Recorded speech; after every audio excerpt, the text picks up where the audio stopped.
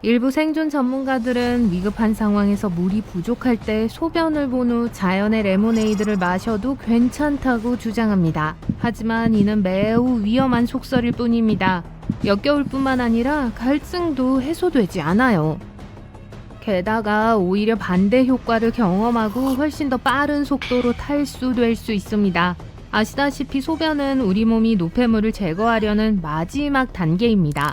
노폐물이 가득 차 있는 건 당연한 일이며 탈수된 몸에 다시 주입해서는 절대 안 돼요. 하지만 체온을 조금 낮추고 싶을 때는 물과 마찬가지로 효과가 있습니다.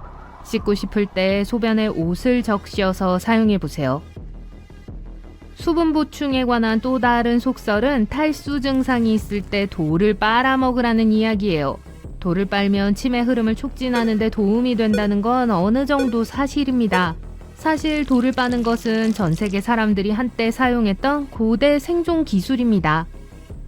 하지만 돌 자체에서 물을 얻을 수 없기 때문에 실제 수분을 공급하지는 못합니다. 게다가 돌의 크기가 작으면 실수로 흡입할 위험이 있으며 질식으로 이어질 수 있습니다. 마지막으로 돌을 빨기 전에 이 돌이 어디서 굴러다닌 것인지 절대 알 수가 없습니다. 이끼는 나무의 북쪽에서 자라며 이 지식을 이용해 숲을 탐색할 수 있다는 이야기를 들어보셨을 거예요. 만화나 영화에서 흔히 묘사되는 것과는 달리 이끼는 나무의 북쪽에서 일관되게 자라지 않아요. 이끼의 성장은 이끼의 종류와 지역 기후에 따라 달라져요. 이끼는 조건이 가장 유리한 지역에서 번성하며 북쪽이나 남쪽과는 아무런 관련이 없어요. 따라서 이 규칙에 너무 의존하지 마세요. 우주 담요는 실제로 효과가 있습니다. 얇고 쓰레기 봉투처럼 보이지만 마일라 코팅 비상 담요는 실제로 보온 효과가 있어요. 핵심은 열을 반사하는 알루미늄 코팅에 있습니다. 덕분에 담요는 적외선을 반사하여 열을 유지할 수 있어요. 충격을 받거나 노출되면 신체가 공기 중으로 열을 잃게 되고 체온이 떨어지게 돼요. 우주 담요는 옷의 습기를 유지하고 증발을 줄여 열 손실을 제한함으로써 이를 방지하는 데 도움이 돼요. 은박 같은 시트에 몸을 감싸면 훨씬 더 따뜻하게 지낼 수 있어요. 또 다른 장점은 이 담요가 작고 저렴하다는 거예요. 그러니까 외출하기 전에 배낭에 넣는 거 잊지 마세요. 많은 사람이 야외에서 길을 잃었을 때 가장 먼저 음식을 찾아야 한다고 생각해요. 이는 위험한 생각입니다.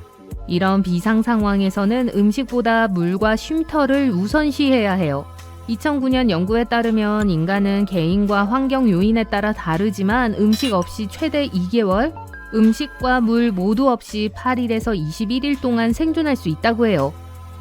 생존 상황에서는 식량을 구하는 것보다 물과 피난처를 찾는 것이 훨씬 더 중요합니다. 열악한 환경에서는 적절한 쉼터 없이는 3시간, 물 없이는 3일밖에 버티지 못할 수도 있어요. 물과 쉼터가 있다면 생존 확률이 크게 높아집니다. 안타깝게도 저체온증 치료에 대한 잘못된 상식도 많습니다. 예를 들어 뜨거운 물에 몸을 담그면 저체온증을 치료할 수 있다는 말이 있어요. 체온이 정상 체온인 37도 이하로 떨어지는 저체온증에 대처할 때는 몸을 따뜻하게 하는 것이 필수적인 건 사실이에요. 하지만 저체온증 환자를 욕조에 넣으면 극심한 통증을 유발할 수 있고 심장마비와 같은 심각한 건강 상태를 유발할 수도 있어요. 대신 뜨거운 물병을 겨드랑이에 놓거나 피부 대 피부로 몸을 따뜻하게 하는 방법을 사용하세요. 고열원은 이 상황에서는 매우 해로울 수 있으니까 사용하지 마세요. 저체온증과 관련된 또 다른 속설은 저체온증 환자를 자도록 놔둬야 한다는 거예요. 실제로는 체온을 유지하면서 깨어있게 하는 것이 중요해요. 떨림, 혼란, 어눌한 말투, 서투른 행동과 같은 증상은 심각한 저체온증을 나타내며 졸음이 뒤따를 수 있습니다. 저체온증 환자에게 잠을 자게 하는 건 위험할 수 있으며 최악의 결과를 초래할 수 있어요. 저체온증 환자를 따뜻하게 하는 동안 경계를 늦추지 말고 환자의 의식이 유지되는지 확인하세요. 저체온증 환자에게 음식을 먹이는 건 어떨까요? 절대로 먹여서는 안 된다는 말을 들어보셨을 거예요. 하지만 이는 경증 및 중증도 저체온증의 경우 잘못된 상식입니다. 저체온증에 대한 치료는 일반적인 쇼크에 대한 치료와는 다릅니다. 쇼크 상태인 사람에게 음식을 먹이는 건 의식을 잃으면 구토하거나 질식할 수 있으므로 위험해요. 하지만 중증도 저체온증의 경우 고칼로리 음식을 소량씩 반복해서 섭취하는 것은 도움이 될 수 있습니다. 이러한 음식은 대사열을 발생시켜 저체온증 환자가 체온을 생성하는 능력을 회복하는 데 도움이 됩니다. 야생에서 기를 잃으면 동물이 먹는 것은 무엇이든 먹을 수 있다는 속설이 있습니다. 잠깐만요. 이는 가장 위험한 생존 속설 중 하나일 수 있어요. 인간은 다른 동물과 생물학적 유사성을 일부 공유하지만 식이 내성에는 상당한 차이가 있습니다. 동물에게는 안전한 일부 식물은 인간에게는 매우 위험할 수 있어요. 예를 들어 새는 다양한 열매를 먹는데 그중 일부는 인간에게 독성이 있습니다. 일반적으로 인간에게 안전한 견과류를 먹는 다람쥐조차도 때때로 인간에게 불쾌감을 줄 수 있는 버섯이나 견과류를 먹을 수 있어요. 동물이 먹었다고 해서 사람이 먹어도 안전하다는 의미는 아닙니다. 물을 찾으려면 날아가는 새를 따라가야 한다는 믿음이 있지만 이 방법은 매우 신뢰할 수 없는 방법입니다. 일부 수생 조류는 물에서 멀리 떨어지지 않지만 많은 종은 먹이를 찾기 위해 광범위하게 돌아다녀요. 기러기가 해질녘에 물을 향해 날아간다고 믿는 사람들이 있어요. 하지만 이 새들은 밤에 쉬기 위해 공터로 향하는 것일 수도 있습니다. 흔히 엄지손톱으로 나무에 흠집을 낼 수 있다면 마찰로 불을 피우는데 적합하다는 믿음이 있습니다. 이 속설은 꽤 널리 퍼져 있지만 신뢰할 수 없습니다. 엄지손톱 테스트를 통과한 일부 부드러운 목재는 효과가 없는 반면 일부 밀도가 높은 목재는 마찰 화재에 매우 적합해요. 엄지손톱 테스트의 성공 여부는 우연의 일치일 뿐 신뢰할 수 있는 방법은 아니에요. 그러니까 불쌍한 손톱을 망가뜨리지 마세요. 마찰로 불을 피우는 것과 관련된 또 다른 오해는 최상의 불꽃을 얻기 위해 단단한 나무를 사용해야 한다는 거예요. 참나무와 기타 단단한 재료는 일반 장작으로는 훌륭하지만 적합하지 않습니다.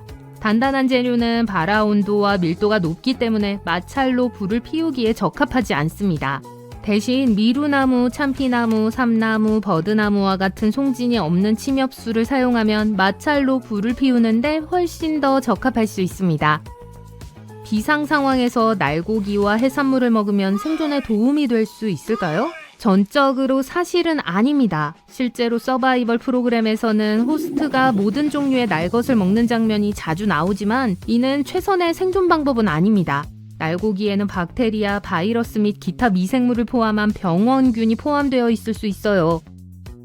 이런 병원균은 인간에게 심각하고 진단하기 어려운 질병을 쉽게 일으킬 수 있어요. 많은 사람이 초밥을 먹어도 건강에 문제가 없다고 생각하지만 바닷물에서 채취한 특정 해산물은 병원균이 인체에 해롭지 않아 안전하기 때문이에요. 위험을 최소화하려면 육류와 해산물을 섭취하기 전에 항상 제대로 익혀서 드세요. 막대기 2개를 서로 문지른다고 해서 불이 날 가능성은 낮아요. 물론 마찰은 불꽃을 만드는 방법이에요. 하지만 마찰로 불을 피우는 기술은 인내심과 연습, 그리고 약간의 운이 필요합니다. 영화나 TV 프로그램에서는 쉽게 보일 수 있지만 스트레스가 많은 상황에서 연습 없이도 할 수 있을 거라 생각하고 자만하지 마세요. 그래도 시도해보고 싶다면 큰 힘을 주기보다는 아래로 내려가는 동작을 사용하세요. 마찰로 불을 피울 만큼 인내심이 부족하지만 성냥이 있다고 가정해볼게요. 성냥이 젖었었지만 지금은 모두 말랐어요. 잘 됐네요. 아니, 그렇지 않아요. 성냥이 마르면 원래대로 작동한다는 건 잘못된 상식이에요. 성냥에 사용되는 화학물질은 습기와 수분에 취약하기 때문이죠. 일반 안전 성냥은 인이 섞인 유리가루와 같은 거친 재질로 만들어진 표면에 문질러 불을 켜요. 성냥의 머리 부분도 유황과 산화제와 함께 거친 재료로 만들어집니다. 성냥을 칠 때 발생하는 미세한 열은 유리가루가 서로 부딪히면서 생기는 마찰로 인해 발생해요. 이 열은 인을 백린으로 전환시키고 불이 붙기 시작합니다. 한번 젖은 성냥개비는 내부에 세심한 화학적 균형이 깨져 불이 붙지 않습니다. 따라서 물에 젖을 가능성이 있는 곳에 갈 때는 방수 성냥을 구입하거나 방수 용기에 성냥을 보관하세요. 어떤 사람들은 큰 불이 피난처보다 낫다고 믿습니다. 하지만 실제로는 큰 통나무로 만든 불이라도 피난처를 찾는 중요한 단계를 건너뛸 수 있는 핑계가 될 수 없습니다. 비가 많이 오기 시작하면 불은 순식간에 꺼질 수 있어요. 게다가 야외에서 잠을 자는 건 야생동물들의 먹이가 될 수 있어요. 따라서 시간을 들여 비바람과 야생동물로부터 안전한 쉼터를 만드는 것은 언제나 좋은 투자입니다. 무슨 옷이든 겹겹이 껴입으면 보온 효과가 있다는 통념이 있습니다. 하지만 이는 사실이 아닙니다. 예를 들어 날씨가 추울 때 면 소재를 기본 베이스 레이어로 사용하면 저체온증을 유발할 수 있어요. 면 소재는 집안에서 입기에는 좋지만 덥고 건조한 기후에서 사용하는 것이 좋아요. 면이 젖으면 보온성이 사라지기 때문이에요. 땀을 흘리기 시작하면 수분이 면섬유에 스며들어 옷이 전도를 통해 몸을 식히기 시작해요. 면섬유는 자기 무게의 최대 27배에 달하는 수분을 머금을 수 있다는 걸 기억하세요. 그리고 양모나 합성섬유보다 최대 8배 더 오랫동안 수분을 저장할 수 있어요. 따라서 내복을 입을 정도로 춥다면 면을 입기에는 너무 춥다는 규칙이 적용돼요. 영화와 책에 묘사된 가장 인기 있고 위험한 생존 속설 중 하나는 뱀에 물린 독을 빨아내는 겁니다. 실제로는 효과가 없습니다. 더 나쁜 건 상처를 더 크게 만들어 감염의 위험이 더 커진다는 거예요. 상처 안에 박테리아가 가득한 사람의 침이 묻을 수 있습니다. 상처에 압박 드레싱을 하고 가능한 한 빨리 의료진의 도움을 받도록 하세요. GPS가 있으면 길을 잃을 일이 없을 거라고 생각할 수도 있습니다. 물론 하이킹을 갈 때는 항상 GPS 장치를 휴대해야 합니다. GPS 장치를 가지고 있으면 안심할 수 있어요. 하지만 이러한 기기는 안전장치가 아니라는 점을 명심해야 해요. 기기를 잃어버리거나 고장날 수 있어요. 또는 배터리가 부족할 수도 있습니다. 그렇기 때문에 지도와 나침반 그리고 이를 사용하는 방법에 대한 지식을 준비하는 것이 좋아요. 게다가 내비게이션은 단순히 어느 방향으로 가야 하는지를 알기 위한 것이 아니라 현재 내가 어디에 있는지 알기 위한 것이기도 해요. 식수를 구할 수 없는 눈 덮인 환경에 갇힌 경우 눈을 섭취하는 것이 수분 보충에 가장 좋은 방법이라고 생각하는 사람들이 많습니다. 하지만 이는 잘못된 상식이며 오히려 탈수 증상을 더욱 악화시킬 수 있어요. 왜 그럴까요? 눈을 먹으면 우리 몸은 눈을 녹이고 데우는데 에너지를 소비하기 때문에 체액 손실이 더 빨라져요. 또한 눈을 섭취하면 저체온증에 걸릴 수 있고 이는 야생에 혼자 있는 경우 특히 위험할 수 있어요. 또한 눈에는 질병을 유발할 수 있는 해로운 박테리아가 포함되어 있을 수도 있어요. 어쩔 수 없이 눈을 섭취해야 한다면 먼저 열원을 이용해 눈을 녹이세요. 또한 신선하고 하얗지 않은 눈은 피하세요. 이유는 잘 아실 거예요. 동상이 발생하면 신속하게 대처하는 것이 중요합니다. 동상 부위에 뜨거운 물을 부어야 한다는 건 위험한 오해이며 실제로는 손상을 악화시킬 수 있어요. 대신 즉시 의료진의 도움을 받을 수 없다면 젖은 옷을 벗고 동상 부위를 따뜻한 물에 담그세요. 해당 부위가 얼지 않도록 하고 붓기를 최소화하기 위해 해당 부위를 높게 유지하고 붕대로 감습니다. 손가락이나 발가락인 경우에는 각각 따로 감싸고 그 사이에 면을 끼워서 서로 닿지 않도록 하세요. 동상 부위를 절대로 문지르지 마세요. 야생에서 길을 잃었다면 하천이나 작은 개울을 찾아 큰 강과 합류할 때까지 하류를 따라 내려가면 문명으로 연결될 가능성이 높습니다. 동물이 마시는 물은 안전하다는 속설은 믿지 마세요. 심각한 건강 문제를 피하기 위해 발견한 물은 항상 정화하세요.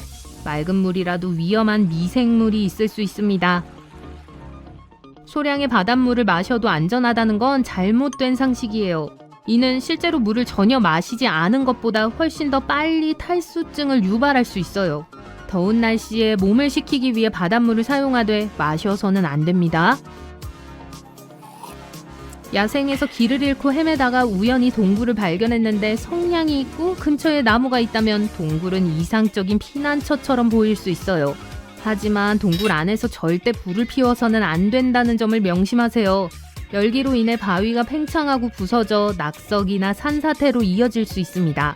대신 동굴 밖에서 불을 피워 안전하고 따뜻하게 지내세요. 하이킹 도중 길을 잃었다고 생각되면 즉시 멈추세요. 직관적이지 않은 것처럼 보일 수 있지만 그대로 자리를 지키고 대피소를 만들면 구조대가 발견할 확률이 높아집니다. 또한 이렇게 하면 탈수 증상을 예방할 수 있습니다. 성난 벌떼를 만났을 때 물에 뛰어들면 윙윙거리는 벌들이 가만히 내버려 둔다는 말을 들어본 적이 있을 거예요. 문제는 벌은 인내심이 있기 때문에 여러분이 다시 나타날 때까지 기다린다는 거예요. 대신 벌들이 추격을 포기할 때까지 최대한 빨리 직선으로 달리세요. 더 좋은 방법은 자동차, 집, 공중 화장실 등 안전한 장소를 찾는 거예요. 이제 보너스로 몇 가지 생존 팁을 더 알려드릴게요. 잘 기억해두면 어떤 비상 상황에도 대비할 수 있습니다. 뱀을 발견하면 가까이 다가가거나 겁을 주려고 하지 마세요. 뱀은 진동에 민감하므로 목소리를 높이거나 박수를 치거나 쿵쿵 뛰는 등 소음을 내면 뱀이 물러나도록 유도할 수 있습니다. 가능하면 파충류로부터 멀리 떨어진 곳으로 물러나세요. 절벽에서 떨어질 때는 충격을 흡수할 수 있도록 낙하를 여러 번 짧게 나눠서 시도하세요. 덤불이나 바위처럼 튼튼한 물체를 잡으면 추락 속도를 늦추고 생존 확률을 높일 수 있습니다. 얼음을 뚫고 얼어붙은 물에 빠졌을 때는 얼음 가장자리를 직접 잡아서 몸을 끌어내려고 하면 깨질 가능성이 높아요. 대신 다리를 차서 몸을 수평으로 세운 다음 빙판 위로 몸을 꿈틀거리면서 나오세요. 얼음 위로 올라간 후에는 몸을 넓게 벌려 체중을 분산해서 얼음이 깨지지 않도록 하세요. 바다에서 소용돌이를 발견하면 침착하게 움직이세요. 소용돌이의 회전 방향을 파악하고 소용돌이의 옆을 따라 이동하며 물살을 이용해 위험에서 벗어나세요. 소용돌이에 갇힌 경우 심호흡을 하고 소용돌이가 약해질 때까지 헤엄쳐 빠져나올 기회를 기다리세요. 지진 발생 시 잔해에 갇힌 경우 호흡기를 보호하고 공기 공급을 아끼세요. 셔츠를 임시 후드로 사용하여 얼굴을 먼지와 파편으로부터 보호하고 지상으로 나오려고 시도하세요. 퀵샌드에 갇혔을 때는 머리와 팔을 표면보다 높게 유지하세요. 다리를 천천히 흔들어 퀵샌드가 공간을 채우고 움직일 수 있는 공간을 확보하세요. 등을 쭉 펴서 표면적을 넓히고 부드럽게 움직여 몸을 풀어야 합니다. 불을 피울 불쏘시개가 부족하다면 칩과 같은 정크푸드를 사용하세요. 칩은 지방 함량이 높기 때문에 마른 나뭇잎을 효과적으로 대체할 수 있습니다. 스파게티면도 유용하게 사용할 수 있어요. 끝없이 펼쳐진 뜨거운 사막은 언뜻 보기에 생명이 없는 것처럼 보입니다. 하지만 모래사막에서는 위험하고 때로는 소름 끼치는 생물들을 만날 수 있어요. 그들 중 일부는 건강 문제를 일으킬 수 있지만 일부는 영원히 기억에 남을 수 있죠. 위험한 것부터 시작해서 실제 악몽으로 끝나는 것까지 그들에 대해 알아봅시다. 사막을 걷다가 손을 벌리고 있는 커다란 곰인형을 발견했다고 가정해볼까요? 신기루라는 걸 알지만 그래도 가까이 다가갑니다. 여러분이 옳았어요. 봉제 인형이 아니라 거대한 선인장이에요. 뭔가 이상해요. 이상한 솜털 덕분에 나뭇가지가 곰인형의 팔처럼 생겼어요. 하지만 이건 보풀이 아니라 수천 개의 얇은 바늘입니다. 그리고 여러분이 가까이 다가가면 안 되는 이유도 바로 그거예요.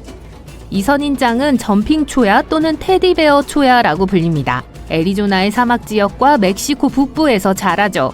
이 선인장은 사람을 공격하지 않으니까 걱정하지 마세요. 다만 만지면 피부나 옷에 달라붙을 수 있어요. 이런 모피 코트는 선인장을 동물로부터 보호하고 그늘을 만들고 열로부터 보호합니다. 측면 가지는 광합성을 수행하고 내부에 많은 양의 수분을 축적하기 때문에 식물에서 가장 중요한 부분이에요. 따라서 모든 위험에도 불구하고 선인장은 사막 방랑자에게 도움이 될 수 있습니다. 여기서 위험한 건 바늘이에요. 자세히 보면 갈고리 모양을 볼 수 있습니다. 한번 터치했다가는 수백 개의 가시가 이미 손가락에 붙어 있을 거예요. 제거하기가 매우 어려울 거고 바늘이 불쾌한 통증을 유발할 거예요. 이 선인장의 가장 멋진 점은 번식 방법입니다. 이 식물은 새로운 장소에서 스스로를 복제해요. 동물과 사람이 점핑 초야를 지나가서 닿으면 선인장은 바늘과 함께 자신의 작은 조각을 줍니다. 이 조각을 땅에 던지자마자 뿌리를 내리고 자라기 시작하죠. 위험의 정도가 높아지고 있습니다. 사막의 다음 괴물이 우리를 향해 달려오고 있어요. 바로 타조입니다. 많은 사람들은 이 동물이 모래 속에 머리를 숨기는 겁쟁이라고 생각해요. 하지만 운이 나빠서 타조를 만나게 된다면 생각이 바뀔 가능성이 높습니다.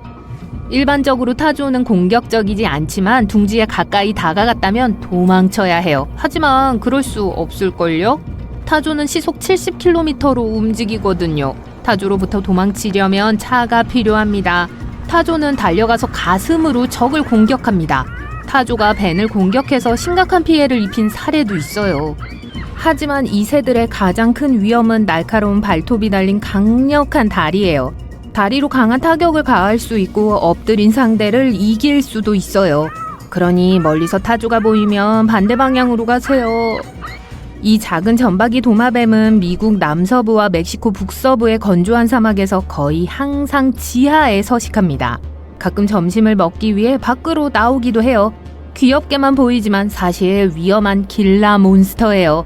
두꺼운 피부는 매, 코요테 및 기타 포식자로부터 스스로를 보호합니다. 하지만 이 도마뱀의 주된 방어력은 독이죠. 뱀과 거미는 긴 바늘 모양의 송곳니로 독을 주입합니다. 길라 몬스터는 먹이를 꽉 물고 씹어 독을 퍼뜨려요. 그리고 사람을 물면 오랫동안 입을 다물고 있을 수 있습니다. 이 동물을 제거하는 건 까다로운 일이에요. 독의 효과를 경험한 사람들은 마치 뜨거운 마그마가 정맥을 통과하는 것처럼 느껴진다고 말합니다. 그럼에도 불구하고 이 도마뱀은 과학에 유용한 것으로 밝혀졌어요. 의사들은 독을 사용해서 당뇨병과 비만에 대한 약을 만들었습니다.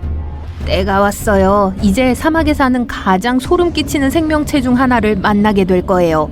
조용히 침묵에 귀를 기울이세요. 가만히 서세요. 주변에 아무도 없습니다. 갑자기 아래에서 쉿 하는 소리가 들려옵니다. 고개를 숙여보세요. 강한 턱과 긴 다리를 가진 사람 손바닥만한 커다란 노란 거미가 몸의 그림자 속에 숨어 있습니다. 공포에 질린 여러분은 이 괴물로부터 도망치지만 괴물은 여러분을 쫓아와요. 이 상황에서는 쉽지 않겠지만 진정하려고 노력하세요. 괴물은 여러분에게 관심이 없습니다. 뜨거운 태양으로부터 숨기 위해 여러분의 그림자를 원할 뿐이죠. 어쨌든 만지지 않는 게 좋습니다. 낙타거미의 강력한 턱은 가볍게 말하자면 불쾌한 감각을 유발할 수 있어요. 그건 그렇고 이 생물은 실제로 거미가 아니에요. 네, 거미류에 속하지만 별도의 종인 솔푸기드입니다. 이들은 무는 걸 좋아합니다. 겁이 없고 꽤 공격적이죠. 곤충, 도마뱀, 설치류, 작은 새를 잡아먹습니다. 또한 시속 16km로 움직일 수 있어요. 작은 크기에 비해 매우 빠른 속도죠. 이들로부터 도망치려면 프로 운동선수가 돼야 해요. 이 낙타거미들은 대부분 중동의 사막에서 찾을 수 있지만 멕시코와 미국 남서부에도 서식합니다. 이 달리기 선수들은 야행성이고 낮에는 태양을 피하려고 노력하기 때문에 항상 그림자를 사냥해요. 아무튼 그들은 종종 낙타의 그림자 속에 숨어 있기 때문에 그 이름을 얻은 거예요. 낮에는 숨지 않지만 밤에 특히 불을 피우면 여러분을 쫓아올 거예요. 이들은 무언가를 먹기 위해 항상 불빛으로 달려가요. 이 거미의 일부 종은 적을 쫓아내기 위해 쉿쉿 소리를 내기도 합니다. 이제 잠시 진정하고 뜨거운 사막을 떠나볼게요. 우리는 탄자니아의 습한 열대지방으로 가고 있어요. 나무 껍질과 낙엽 아래 이 어두운 동굴에서 지구상에서 가장 무서운 생물 중 하나인 꼬리 없는 채찍정갈을 만날 수 있습니다. 꼬리가 없고 납작한 몸통에 무언가에 눌린 것처럼 보이는 커다란 정갈을 상상해보세요. 거미와 비슷하지만 독샘이 없고 거미줄을 돌릴 수 없습니다. 이 괴물은 조용하고 빨라요. 하지만 가장 무서운 건 몸보다 2배나 긴 2개의 앞발톱입니다. 한번 잡힌 먹잇감은 절대 도망치지 못해요. 어두운 동굴에서의 생활로 시력이 나빠진 채찍정갈은 햇빛을 피하려고 노력합니다. 달피하는 동안 천장으로 올라가서 천천히 오래된 피부에서 빠져나와요. 손전등을 비추면 지나치게 긴 다리를 가진 창백한 거미가 기어다니는 작은 고치가 보인다고 상상해보세요. 실제로 만나면 침착하게 가능한 한 천천히 멀리 떨어지세요. 조심하세요. 납작한 정갈은 순식간에 옷 밑으로 기어들어가 배를 물 수 있습니다. 그리고 그게 최악은 아니에요. 자, 이건 농담이에요. 이 예쁜 녀석은 거미와 정갈 중에서 가장 겁이 없고 무해한 생물 중 하나입니다. 정갈은 사람을 두려워하고 절대 공격하지 않아요. 많은 사람들이 아름답다고 생각하고 채찍정갈을 유리 테라리움에 보관합니다. 그런 다음 애완동물을 원한다면 집에서 도망치지 않도록 조심스럽게 지켜보세요. 그런 일이 발생하면 다시 잡기가 매우 어려울 거예요. 순식간에 침대 밑으로 들어가거나 바닥의 틈새로 들어갈 수 있습니다. 그런 다음 환기 시스템을 통해 이웃집으로 가서 그곳 사람들을 놀라게 할 수 있죠. 좋아요. 전갈이 하나 더 있네요. 이 영상에 나오는 다른 생물만큼 소름 끼치지는 않지만 미국에서 가장 독이 강한 전갈이에요. 애리조나 껍질 전갈입니다. 문제는 사막, 집 또는 마당에서 이 전갈을 볼 수 있다는 거예요. 이 위험한 독이 있는 전갈은 방으로 기어들어와 종종 사람을 찌릅니다. 한 번만 쏘여도 벌에 쏘인 것과 비슷한 통증을 유발할 수 있어요. 알레르기가 있는 사람은 마비, 호흡 문제 및 기타 건강 문제를 경험할 수 있습니다. 만약 아주 높은 곳에서 떨어지고 있다면 스카이다이버의 자세를 따라해보세요. 머리와 가슴이 아래를 향해야 합니다. 팔과 다리를 벌리고 90도 각도로 구부리세요. 가능하면 착륙할 장소를 선택합니다.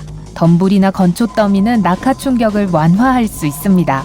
수면은 45m 이하의 높이에서 떨어질 경우에만 안전해요. 착지하기 전에 몸을 수직으로 세우세요. 항상 뒤로 넘어지는 것보다 앞으로 넘어지는 것이 더 낫다는 것을 기억하세요. 팔을 모아 머리와 목을 보호하세요. 사실 이 방법이 여러분을 구해주지는 못하겠지만 바닥에 닿을 때까지 뭔가 정신을 집중할 일이 생길 거예요. 하지만 만일 절벽에서 추락하고 있다면 추락 구간을 여러 부분으로 나누기 위해 최선을 다하세요. 추락 구간이 짧을수록 좋습니다. 각 구간이 추락의 충격을 흡수해 줄 거예요. 그러면 생존 가능성이 훨씬 높아집니다.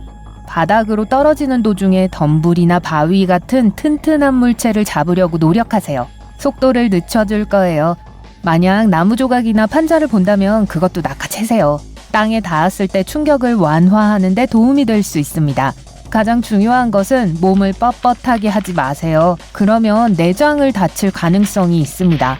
머리를 감싸고 무릎을 약간 구부린 채로 발로 착지하려고 노력하세요.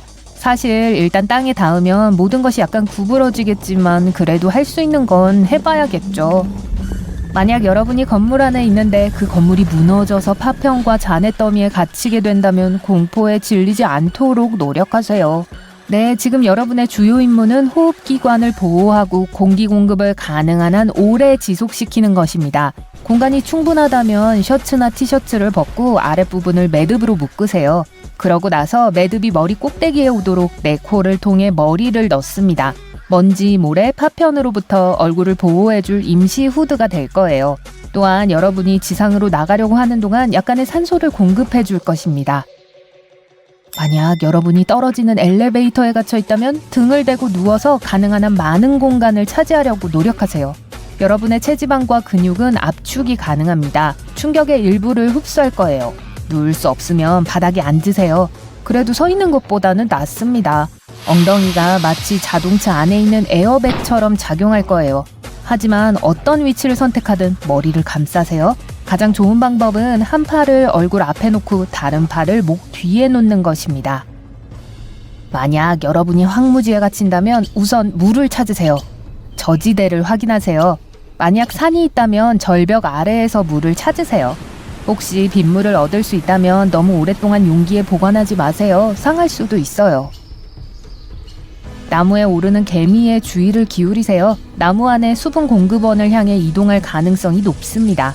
물병은 직사광선을 충분히 오래 쬐게 한다면 불을 지피는 데 도움이 될 수 있어요. 병이 렌즈 역할을 해서 모든 열을 한 곳에 모읍니다. 화재와 연기를 사용하여 도움을 요청하세요. 불길을 큰 나뭇가지나 펜으로 3-4초간 덮어주세요. 이렇게 하면 연기가 충분히 모일 거예요. 그러고 나서 이 연기를 내뿜으세요. 얼음 사이로 빠졌다면 얼음 가장자리로 다가가세요. 얼음을 움켜쥐고 몸을 빼내려고 하지 마세요. 가장자리 얼음이 계속 깨지게 되고 곧 힘이 빠져버릴 거예요. 몸이 물속의 수평으로 위치할 때까지 다리를 차세요. 그러고 나서 물 밖으로 나와 얼음 위로 올라가세요. 일단 얼음 위에 올라가면 일어서지 마세요. 체중은 더 큰 영역으로 분산되어야 합니다. 그러면 얼음이 깨질 확률이 낮아질 거예요. 바다 표범처럼 해안 쪽으로 굴러가기 시작하세요. 수영하다가 근육 경련이 생기면 등을 대고 누워서 물 위에 뜨도록 합니다. 발바닥이나 팽팽하게 느껴지는 다리 아랫부분을 마사지해주세요. 만약 다리 뒤쪽에 경련이 있다면 무릎을 구부려 가슴 쪽으로 당기세요. 여전히 물에 등으로 떠 있는 상태에서요. 발가락을 위로 당겨서 경련을 풀어보세요. 만약 실내에서 불이 난다면 낮은 자세로 가장 가까운 출구로 기어가세요. 연기는 보통 천장을 향해 올라갑니다. 그래서 웅크리고 있으면 들이마시지 않게 될 거예요. 천이나 손수건이 있으면 입에 대세요. 연기를 막는 필터 역할을 할 겁니다. 만약 옷에 불이 붙었다면 바닥에 누워 앞뒤로 구르세요. 소화기를 가지고 있다면 불꽃의 밑부분을 겨냥하세요. 훨씬 더 효과적입니다. 그리고 만약 창문을 깨뜨린다면 더 많은 산소를 유입하게 만든다는 걸 기억하세요. 그러면 불길이 더 세질 거예요. 그리고 자연재해가 발생할 때 안전하게 지내기 위해 해야 할 일은 다음과 같습니다. 만약 밖에 있는데 그 지역이 침수되는 것을 보거든 개울, 배수구 또는 강으로부터 멀리 떨어지세요. 더 높은 곳으로 가세요. 만약 집에 갇혀 있다면 충분히 안전하다고 생각할 경우 지붕으로 올라가세요. 토네이도가 여러분을 향해 오고 있고 탈출할 시간이 없다면 도랑이나 낮은 곳을 찾으세요. 누워서 손이나 옷으로 머리를 감싸세요. 만약 실내에 있을 때 토네이도가 일어나고 집에 지하실이 없다면 욕조에 숨으세요. 베개를 사용하여 떨어질 수 있는 파편으로부터 여러분의 머리를 보호하세요. 욕실 벽의 배관은 구조적인 강도를 더해줍니다. 하지만 욕실에 창문이나 외벽이 있다면 옷장과 같은 더 안전한 장소를 선택하세요. 토네이도를 막아줄 벽이 많을수록 더 좋아요. 만약 폭풍우가 치는 동안 밖에 있는데 갑자기 머리카락이 곤두서는 것을 느낀다면 번개가 치려고 한다는 신호입니다. 피부가 따끔거릴 수도 있어요. 딸깍거리는 소리나 윙윙거리는 소리가 들릴 수도 있고요. 즉시 몸을 웅크리고 머리를 무릎 사이에 두세요. 가능한 한 몸을 낮춰야 하지만 눕지는 마세요. 땅에 닿는 유일한 부분은 발바닥이어야 합니다. 발 뒤꿈치를 서로 붙이세요. 이렇게 하면 온몸을 통해 전기가 흐르는 대신에 전기가 한 발로 들어가서 다른 발로 빠져나갈 수 있습니다. 또한 청력 손실을 막기 위해 손으로 귀를 막으세요. 사막에서 길을 잃었다면 이른 아침 시간 동안 이동하세요. 이렇게 하면 대부분의 더위를 피할 수 있을 거예요. 언덕이나 다른 높은 지대가 보이면 언덕에 올라 주위를 둘러보세요. 녹지, 건물 또는 도로를 발견할지도 모릅니다. 밤에는 그런 기회가 없을 거예요. 많은 사막 동물들도 해가 진 후에 사냥을 합니다. 그리고 야생동물 주변에서 어떻게 행동해야 하는지 알려드릴게요. 만약 황소가 여러분을 향해 돌진한다면 가까이 올 때까지 가만히 서 있으세요. 그런 다음 옷을 반대 방향으로 던집니다. 황소는 움직임에 반응합니다. 그리고 모자나 셔츠를 멀리 던지는 것은 동물의 주위를 산만하게 할 거예요. 움직이는 물체를 뒤쫓을 겁니다. 상어가 여러분을 향해 다가온다면 당황해서 헤엄쳐 도망가려고 하지 마세요. 상어의 먹잇감처럼 보일 거예요. 상어가 가까워질 때까지 기다렸다가 주먹으로 상어를 치세요.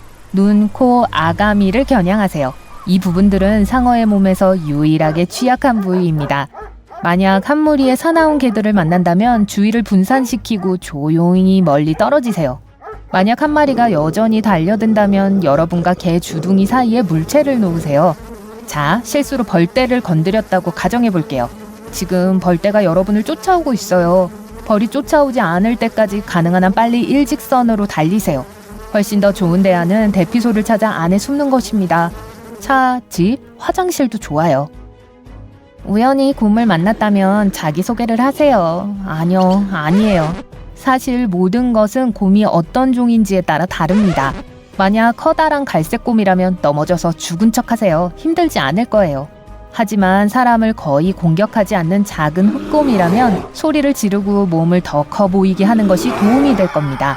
곰에게 달려드는 척해서 곰을 겁주어 쫓아버릴 수도 있어요. 만약 뱀을 만난다면 가능한 한 조용히 하도록 하세요. 물러날 기회가 있다면 그렇게 하시고요.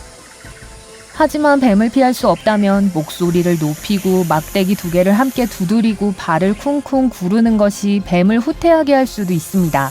뱀은 눈에 보이는 귀는 없지만 진동에 민감합니다. 그리고 만약 이 모든 일을 같은 날에 경험하게 된다면 기네스북에 전화를 걸어보세요. 아마 기록을 몇 개 세웠을 거예요. 보라색 일몰 살면서 한 번쯤은 보셨을 거예요. 일반적으로 불길한 건 아니고 빛이 이동하는 방식과 관련이 있어요. 태양이 만들어내는 빛은 흰색이에요. 프리즘을 통과하면 빨강, 주황부터 파랑, 초록, 남색까지 다양한 색상의 광파를 볼 수 있죠. 빛은 장애물이 없는 경우 일반적으로 직선으로 이동해요. 파란색과 보라색을 포함한 더 짧은 광파는 대기 중의 분자나 에어로졸과 같은 장애물을 만나면 더 쉽게 산란돼요. 일몰과 일출 시간대에는 태양이 지평선이 낮기 때문에 태양빛이 보라색과 파란색 빛을 산란시키는 더 많은 분자를 통과해야 하죠. 이때 눈이 포착하는 색은 노란색, 주황색, 빨간색이에요. 하지만 적절한 조건이 갖춰지면 화려한 보라색 하늘을 볼 수 있어요. 때때로 보라색 하늘은 허리케인, 산불 또는 먼지 폭풍 등 훨씬 더 무서운 이유로 나타날 수 있어요. 공기 중의 수증기 농도가 증가해서 빛이 평소보다 더 많이 산란되기 때문이에요. 먼지, 석양, 낮게 깔린 구름도 모두 이 자연스러운 쇼에 기여해요. 해질녘에는 아직 빛이 충분하면 하늘이 주황색과 빨간색으로 변해요.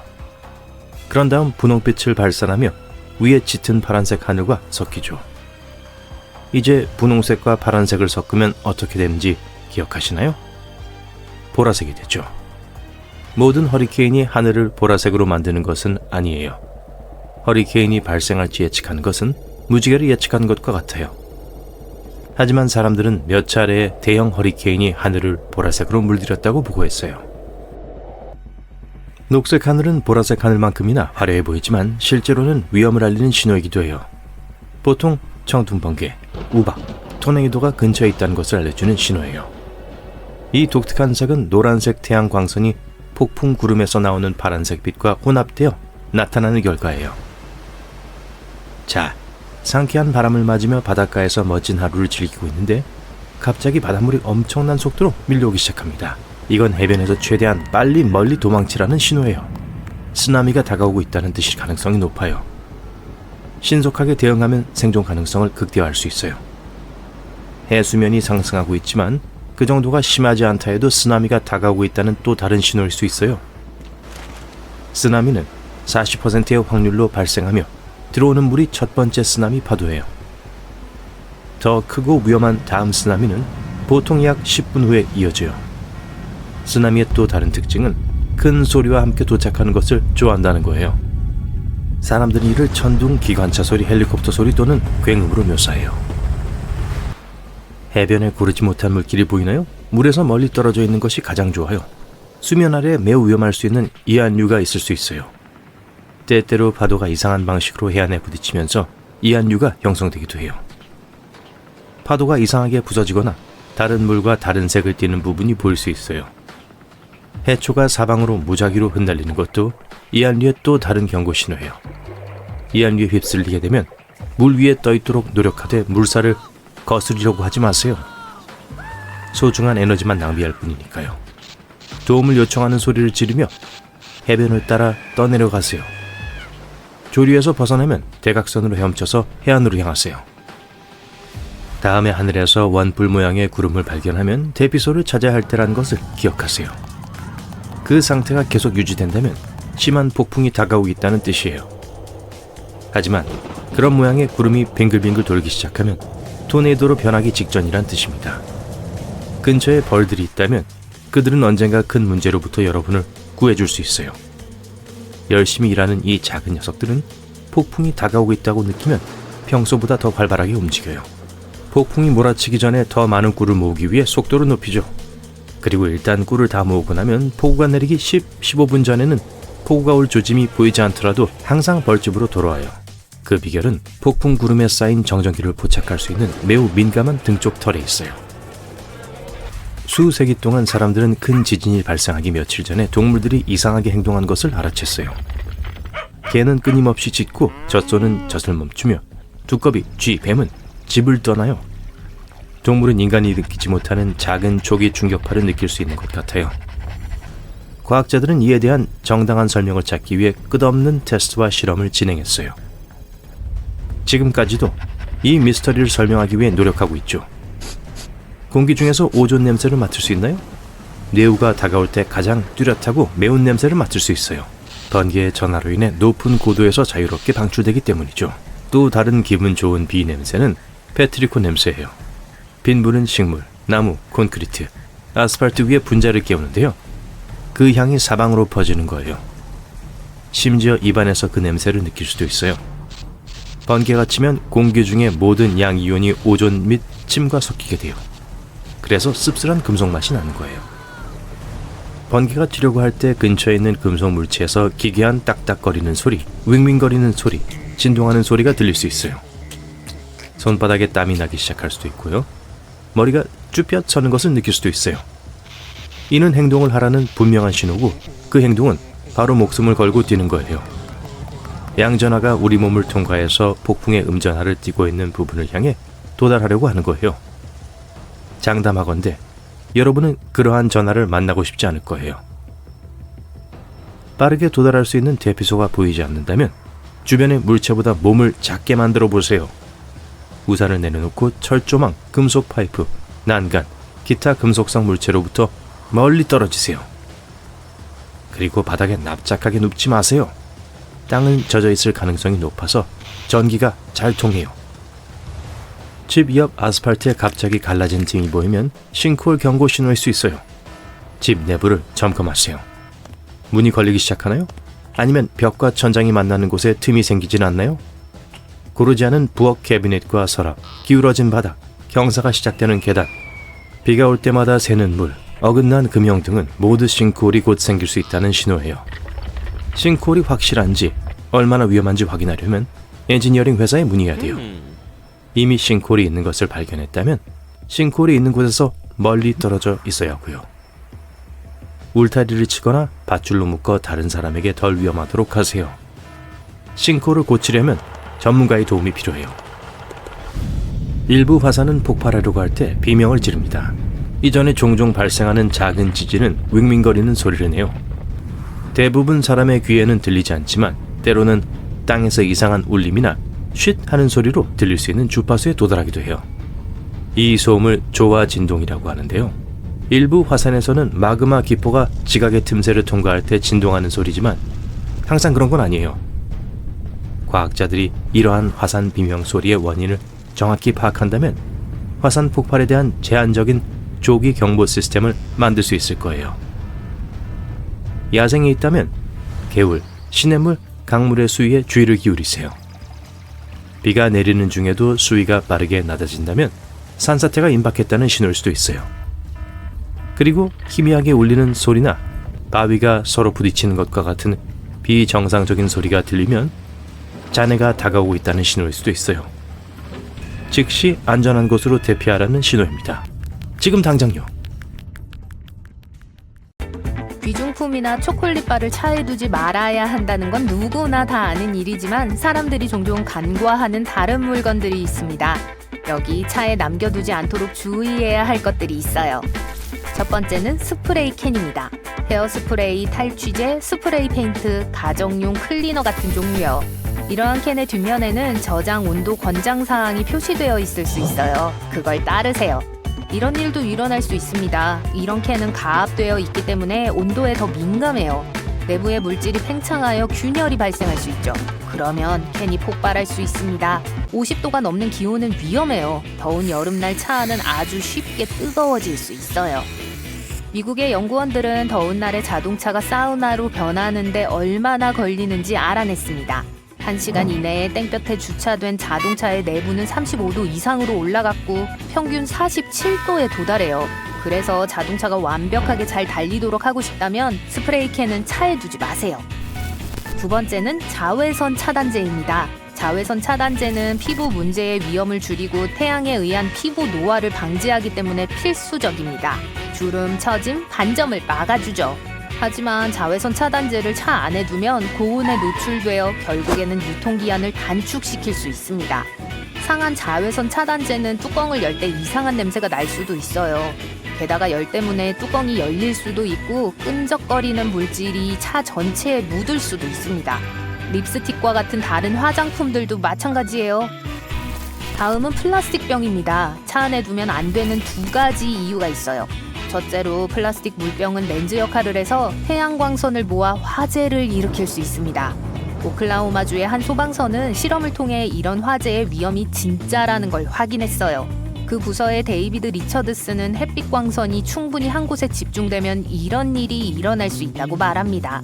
두 번째 이유는 건강과 관련이 있어요. 많은 플라스틱 병에는 잠재적으로 독성이 있는 화합물인 비스테놀이 들어 있습니다. BPA 수치는 높은 온도에서 증가할 수 있고 그것은 몸에 해로울 수 있어요. 병을 차 안에 두고 내리면 이 화학물질이 음료에 들어갈 수 있죠. 그리고 건전지도요. 차에 두었을 때 최대 동력으로 작동할 수 있는 능력을 잃을 수 있습니다.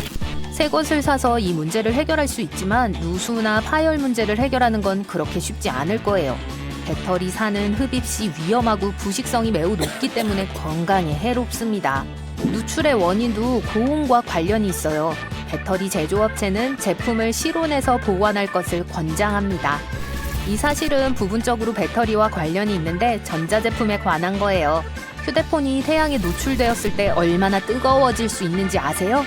운전을 하고 있고 휴대폰에 GPS를 보고 있다고 가정할게요. 이런 상황에서도 전화기가 뜨거워질 수 있어요. 몇 시간 동안 햇빛에 노출되면 휴대폰은 어떻게 될까요? 휴대폰 회사들은 고객들이 단말기를 차량에 두고 내리는 것을 강력히 반대합니다. 그 이유는 단말기가 꺼지거나 손상을 입거나 폭발할 수 있기 때문이죠. 개인 소지품 역시 목록에 있습니다. 지갑이나 핸드백이 가장 먼저 떠오를 거예요. 하지만 여권이나 심지어 조수석 근처에 두고 가는 잔돈도 때때로 도둑을 끌어들이기에 충분합니다. 그런 물건은 눈에 띄지 않게 하는 게 좋아요. 뒷좌석에 두지 말고 트렁크에 보관하세요. 다음도 절도와 관련이 있어요. 생활이 때때로 너무 바빠서 자주 차를 청소하지 못할 수도 있어요. 하지만 차에 쓰레기를 두고 내리는 것도 또 하나의 실수입니다. 도둑들은 지저분해 보이는 차들을 찾는 경향이 있어요.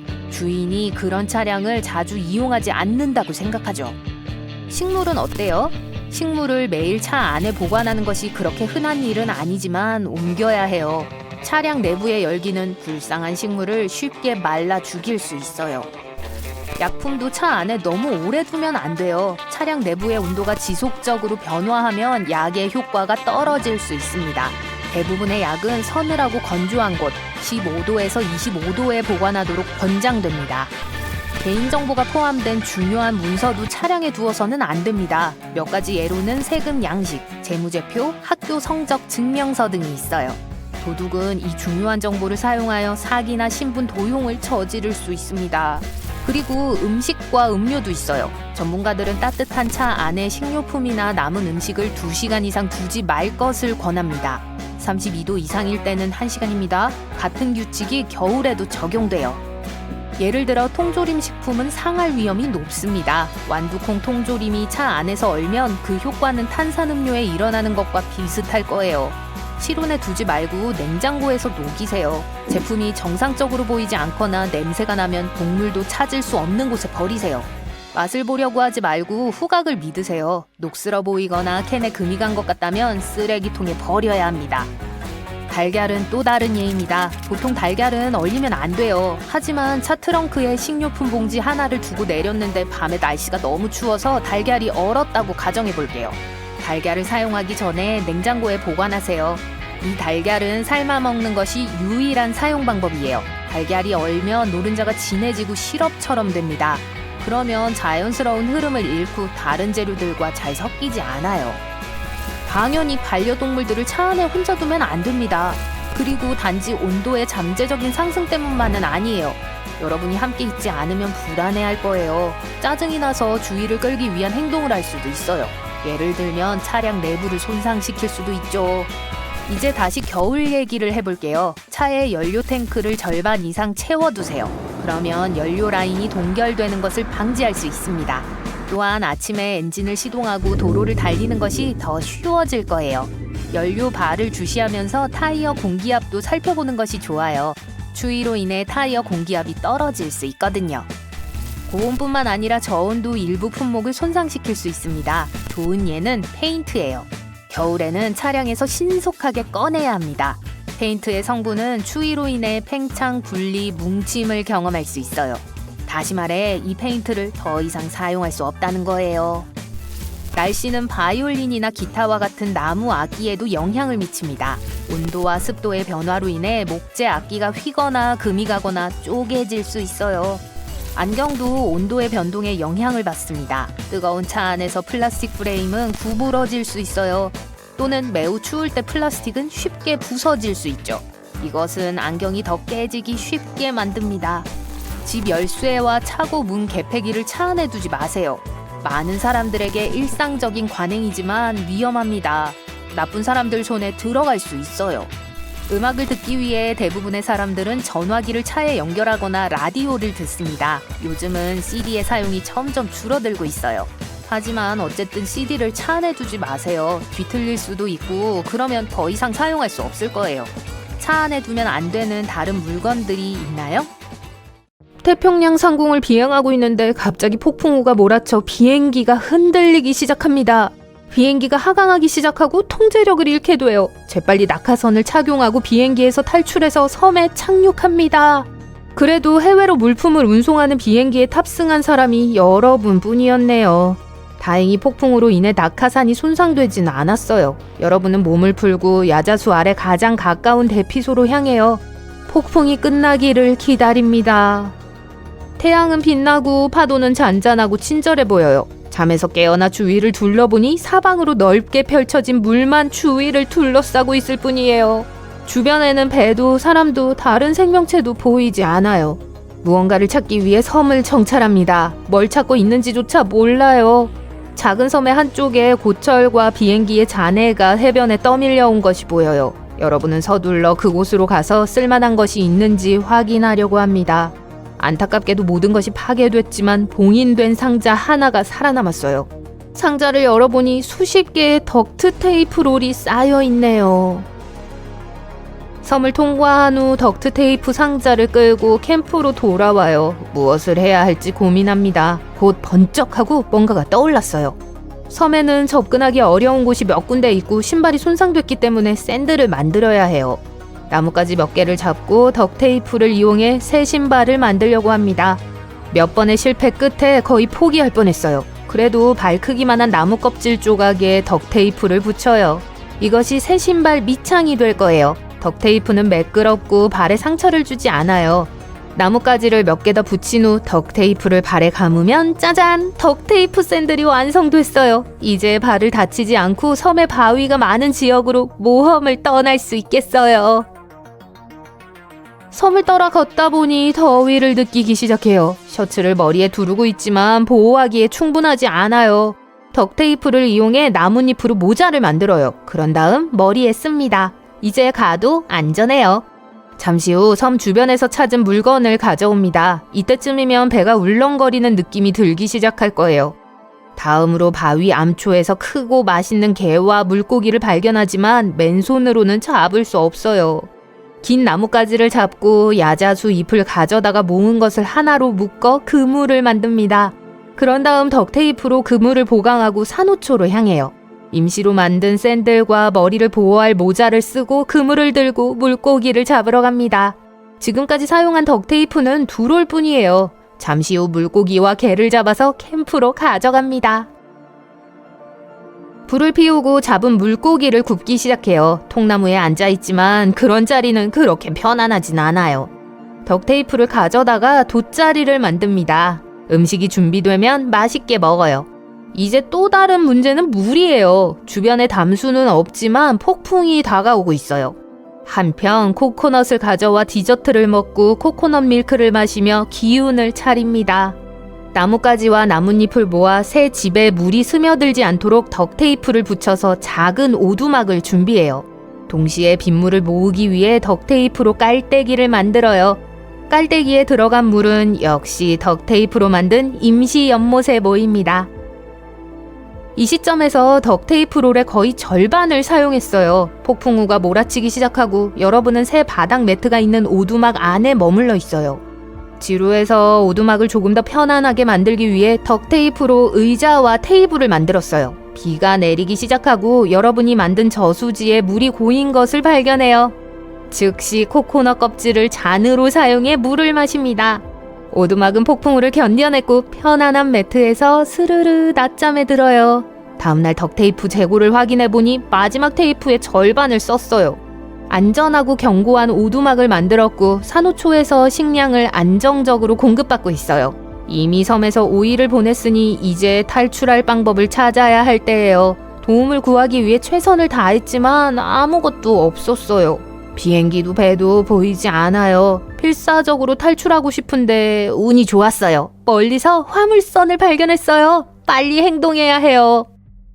덕테이프 상자를 살펴본 후 뗏목을 만들어 항해하기로 결정합니다. 여행에 필요한 음식과 물을 충분히 모으고 작업을 시작해요. 먼저 큰 통나무를 모아 바닥에 나란히 놓는 것부터 시작합니다. 통나무를 묶을 나무 껍질과 나뭇잎으로 만든 밧줄을 준비합니다. 몸에 딱 맞을 정도로 충분히 커요.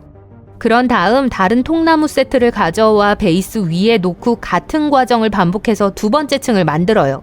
이렇게 하면 가라앉을 위험을 최소화할 수 있어요. 마지막으로 뗏목을 보강하기 위해 약한 부분을 모두 덕테이프로 감아요. 나뭇가지 몇 개를 사용해서 덕테이프로 만든 패드를 붙여 저을 수 있는 노를 만듭니다. 오두막과 가구를 만드는 데 사용했던 테이프를 포함해 보급품의 약 75%를 사용했음을 알 수 있어요. 새 덕테이프만큼 강하지는 않지만 여전히 제 역할을 해요. 바닥과 노를 완성한 후에는 음식과 물품을 보관하고 파도로부터 보호하기 위해 작은 오두막을 만들어요. 또한 나무로 돛대를 만들고 천 조각을 돛으로 사용해요. 뗏목을 물 위에 올려놓고 노를 젓기 시작합니다. 지금까지는 괜찮아요. 돛을 열고 노를 젓다가 잠시 휴식을 취해요. 고개를 돌려 지난 5일 동안 여러분의 집이었던 섬을 바라봅니다. 모든 것을 걸고 위험한 여정을 떠나고 있지만 섬에 너무 오래 머무르면 분명히 성공하지 못할 거예요. 벌써 1시간이 지났고 섬은 거의 보이지 않아요.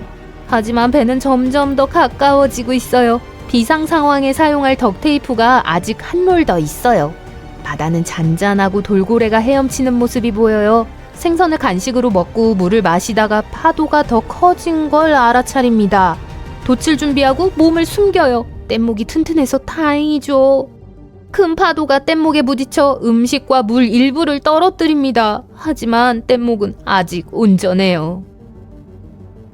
시간이 지나면서 해가 지기 시작하지만 여전히 생명의 흔적은 보이지 않아요. 남은 덕테이프를 사용해 뗏목을 수리합니다. 폭풍으로 식량을 조금 잃었지만 그물로 물고기를 더 잡을 수 있어요. 코코넛 껍질에 작고 안전한 모닥불을 피우고 생선을 요리해 먹기 시작합니다. 뒤돌아보니 배 한 척이 다가오는 것이 보여요. 즉시 나뭇가지를 집어 불을 붙이고 이곳을 볼 수 있도록 흔들기 시작합니다. 배는 여러분을 놓칠 것 같았지만 배에 타고 있던 누군가가 여러분을 알아채요. 그들은 비상용 보트를 내리고 여러분을 태워서 구조해요. 덕테이프가 정말 여러분의 생명을 구했다고 해도 과언이 아니네요. 세상에서 가장 위험한 새라고 하면 매나 독수리를 떠올릴지도 모릅니다. 놀랍게도 이상하게 생긴 화식조가 훨씬 더 많은 피해를 입힐 수 있어요. 앞서 언급된 악명 높은 성난새들보다 말이에요. 가장 큰 화식조종은 보통 사람만큼 키가 크고 몸무게도 그만큼 나갈 수가 있습니다. 이 통통한 새들은 날지 못해요.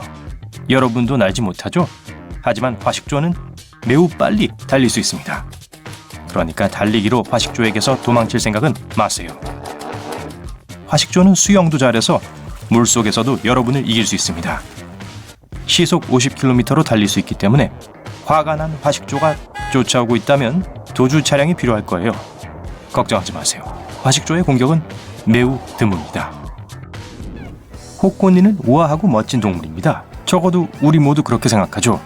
하지만 이 13kg짜리 새를 만지는 건 좋은 생각이 아닙니다. 날개에 뼈 같은 발톱이 달려있는데 적을 공격할 때 사용합니다. 날개 너비는 약 2.5m 정도이고 날개로 여러분을 때릴 수 있어요. 그리고 물기도 합니다. 호꼬니에게 너무 가까이 가지 마세요. 사람을 자주 공격합니다. 특히 새끼가 근처에 있을 때는요. 우아한 겉모습에 속지 마세요. 소리도 아주 요란해요. 호꼬니는 크게 쉬쉬대는 소리를 내고 때로는 짖기도 합니다. 너무 가까이 다가가고 있다는 확실한 경고예요. 인간과 까치는 항상 이상하고도 애증에 가까운 관계를 갖고 있습니다. 이 중간 크기의 새들은 때때로 매우 공격적이지만 괴롭히지 않으면 좋은 친구가 될 수도 있어요. 까치는 인간의 얼굴을 알아보기 때문에 맛있는 먹이를 주면 여러분의 발코니로 계속 찾아올 수도 있습니다. 까치를 괴롭히면 까치가 그것을 기억하고 원한을 품게 될 거예요. 혹시나 까치에게 눈을 조이지 않도록 조심하세요. 펠리컨은 사랑의 상징이며 새끼를 보호하기 위해 자신의 생명을 희생할 준비가 되어 있는 새라고 합니다. 아, 이제 왜 펠리컨이 먹이를 씹거나 찢지 않고 통째로 삼킬 수 있는지 분명히 알았어요. 펠리컨 둥지 근처에는 가까이 가지 않는 게 좋습니다. 물론 여러분은 작은 물고기도 아니고 펠리컨이 사람을 삼킬 수 있는 것도 아니지만 그래도 펠리컨에게 물리고 싶질 않잖아요. 좋아요. 이 새는 그 이름만으로도 약간은 겁을 줄 수 있어요. 넓적부리 황새는 엄청나게 큰 새인데 키가 최대 1.5m에 달합니다. 거의 사람 키만큼 커요. 이 새가 악어와 싸울 수 있는 것도 어찌 보면 당연하죠. 악이 악어겠지만요. 이 엄청나게 강력한 턱 덕분에 단 한 번에 싸우면서 이길 수 있습니다. 아직도 두렵지 않다고요? 게다가 이 새들은 피가 얼어붙는 것 같은 소리를 냅니다. 마치 액션 블록버스터 영화에서처럼요. 만일 겁쟁이 타조가 전혀 위험하지 않다고 생각했다면 오산입니다. 타조에 대해 잘못 알고 있는 게 또 있어요. 첫째, 타조는 사실 머리를 모래 속에 묻지 않습니다. 착시 현상이에요. 모래 속에서 어떻게 숨을 쉬겠어요? 둘째, 타조는 새끼에 대한 보호 본능이 매우 강해서 만약 타조 새끼에게 접근하려고 하면 이 헤비급의 짐승들은 자동차만큼 빨리 달릴 수 있기 때문에 최대한 빨리 도망가는 게 좋을 거예요. 아직 안 무섭다고요? 그럼 이건 어때요? 타조는 닭과 함께 티라노사우루스와 가장 가까운 살아있는 친척입니다. 호아친 새는 지독한 냄새를 제외하고는 무해해 보이지만 호아친 아기 새들은 악명 높은 날개를 가지고 있습니다. 아기 새의 날개에는 2개의 뚜렷한 발톱이 있는데 쓰임새가 다양합니다. 첫째, 포식자에 대한 일종의 보호장치입니다. 둘째, 아기 새가 둥지에서 벗어났을 때 나무에 기어오르는 데 도움이 됩니다. 일단 새가 자라면 발톱은 전이처럼 사라집니다. 때때로 크기는 별로 중요하지 않습니다. 여러분이 벌새라면 벌새의 신진대사로 정상 체중을 유지하려면 하루에 거의 150kg의 음식을 먹어야 합니다. 하지만 수명도 훨씬 짧을 거예요. 3년에서 5년 정도밖에 안 돼요. 만약 여러분이 머리를 염색한다면 생각보다 수염수리와 공통점이 더 많아질 거예요. 인간과 수염수리는 아마도 일부러 머리를 염색하는 유일한 종일 겁니다. 수염수리는 다른 새들에게 우위를 보이기 위해 깃털을 붉은 흙으로 염색합니다. 사람들은 그저 변화를 위해 염색을 하죠. 캘리포니아 콘도르는 비행기만큼 크진 않지만 어쨌든 거대합니다. 날개 너비는 거의 3m에 달합니다. 잠재적으로 사람들에게 위험할 수 있지만 여러분이 이 새들을 만날 가능성은 희박합니다. 미국에는 약 200마리밖에 없어요. 자, 여러분이 냉장고에서 맛있는 것을 찾고 있는데 정말 원하는 걸 찾을 수가 없다고 해보죠. 만약 여러분이 바시안 개똥집박이었다면 냉장고에서 방귀를 뀌었을 거예요. 지저분하게 들리지만 이 새들은 이런 방법으로 숨은 지렁이를 찾습니다. 가스 공격에 놀란 지렁이들은 쉬운 타깃이 되죠. 코를 막고 맛있게 드세요. 좋아요. 이상한 이야기는 이제 그만하고 하늘을 보세요. 이 목록에서 독이 있는 새를 기대하진 않겠지만 두건 피토피를 소개합니다. 과학자들은 이 새들을 만진 후에 무감각과 다는 듯한 느낌을 계속 경험하고 나서 새에게 독성이 있다는 걸 발견했습니다. 깃털, 특히 아랫부분에는 많은 독이 있습니다. 이 새들은 독소를 스스로 생산하진 않아요. 아마도 새들이 먹는 딱정벌레로부터 독소를 얻는 것 같습니다. 아니면 발톱 날개 기러기는 어때요? 이 녀석들 역시 독성이 있는 것으로 악명이 높으며 독성은 물집 딱정벌레를 먹는 것에서 비롯됩니다. 웩! 만진 것은 안전하지만 먹었다가는 되돌릴 수 없는 결과를 초래할 수 있어요. 익혀 먹는다 해도 독소는 남아 있습니다. 먹지 않는 게 좋은 또 하나의 새는 커먼 퀘일입니다. 보통 가금류로 사육하는 메추라기와 혼동하지 마세요. 커먼 퀘일은 독이 있어서 심지어 신부전과 같은 끔찍한 결과를 초래할 수도 있습니다. 이 새가 먹는 특정 식물 때문인데요. 좋은 소식은 새들이 이동하는 기간 동안에만 독성이 있고 그 외 기간에는 맛있고 안전하다는 점입니다. 만약 확실하지 않고 근육통을 원하지 않는다면 아예 먹지 않는 것이 좋습니다. 솜털이 보송보송한 눈 올빼미를 발견한다면 눈을 감고 달리세요. 순수해 보이는 외모와는 달리 면도날처럼 날카로운 발톱을 가지고 있고 그걸 아주 효과적으로 사용합니다. 발톱을 머리, 눈처럼 가장 약한 부분을 향하게 하죠. 아시겠죠? 눈 올빼미는 건드리지 마세요. 접촉을 피하는 게 좋은 또 다른 종은 떼까치입니다. 겉보기에는 해가 없어 보여요. 이 작은 몸집에 순수한 눈을 보세요. 하지만 절대 속지 마세요. 어떻게 생겼는지 잘 기억해 두시고 절대 만지지 마세요. 이 새들은 악명 높은 중남미 다트개구리만큼 독성이 강합니다. 파란머리 아프리타는 작긴 하지만 이 작은 새를 천하무적으로 만드는 독성 메커니즘을 가지고 있습니다. 이 새들은 특별한 독소를 제공하는 특정 종류의 딱정벌레만 먹습니다. 만지기만 해도 독 때문에 감각을 잃게 될 거예요. 익혀도 독소가 사라지지 않아 먹을 수 없습니다. 검독수리는 조류 세계에서 가장 힘이 셉니다. 최대 1.8kg의 무게를 운반할 수 있어요. 거북이나 다른 먹이를 쉽게 낚아챕니다. 이 힘센 새들은 어린아기를 채워갈 수 있을 만큼 강하지만 실제로 그런 경우는 없습니다. 게다가 몽골에서는 사람들이 늑대를 사냥하는데 이 독수리를 사용하기도 합니다. 캐나다 기러기는 여러 해 동안 인간 가까이 살았지만 인간이 둥지 근처에 다가가는 걸 여전히 경계합니다. 특히 봄 짝짓기철에는요.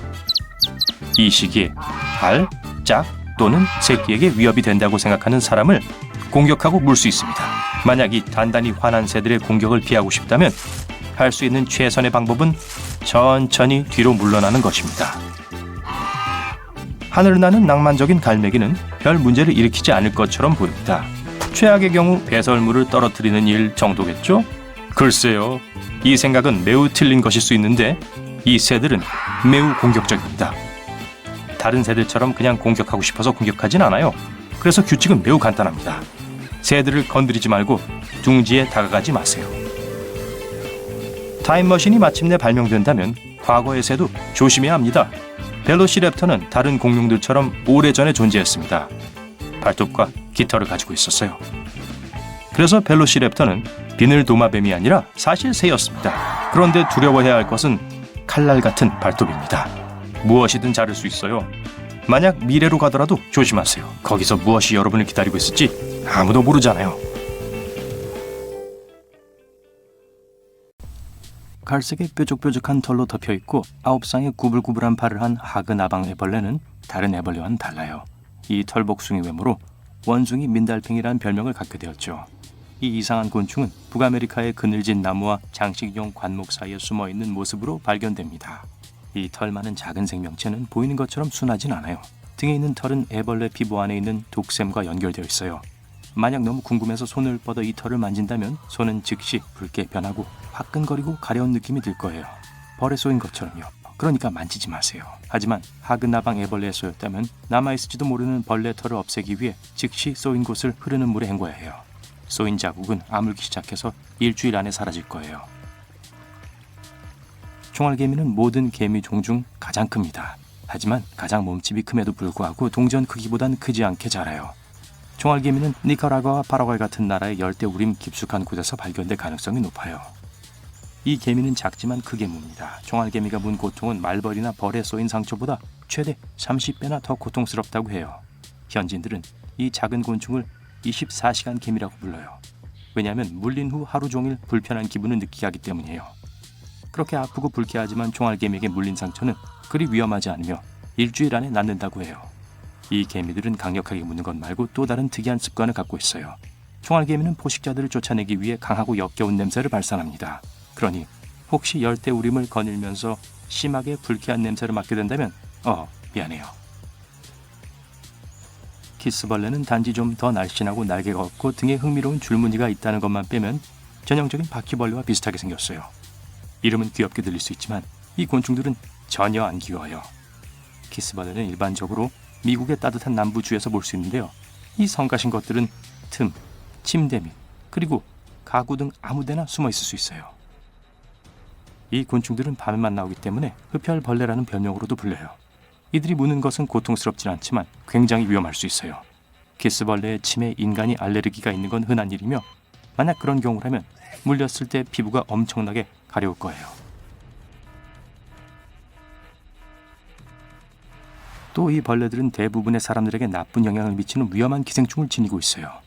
만약 키스벌레에게 물렸다면 가능한 한 빨리 병원에 가세요. 일본 장수말벌은 세계에서 가장 큰 말벌 종이에요. 일본 장수말벌은 노란색과 검은색 줄무늬를 갖고 있어요. 크기와 모양으로 말벌이나 벌과 구별할 수 있는데요. 이 장수 말벌은 꿀벌보다 훨씬 더 크고 날씬하며 말벌보단 훨씬 더 길어요. 이 장수 말벌들은 700마리의 집단을 이루어 이동하며 톨레도가 아닌 일본에 서식해요. 전에 일본 장수 말벌에 쏘였던 사람들은 시뻘겋게 달군 부직갱이에 맞은 것 같다고 비유했죠. 이 곤충들 중 한 마리에 쏘일 정도로 운이 안 좋았다면 즉시 구급차를 부르고 구급차가 도착하기 기다리는 동안 차가운 물로 침을 씻어내세요.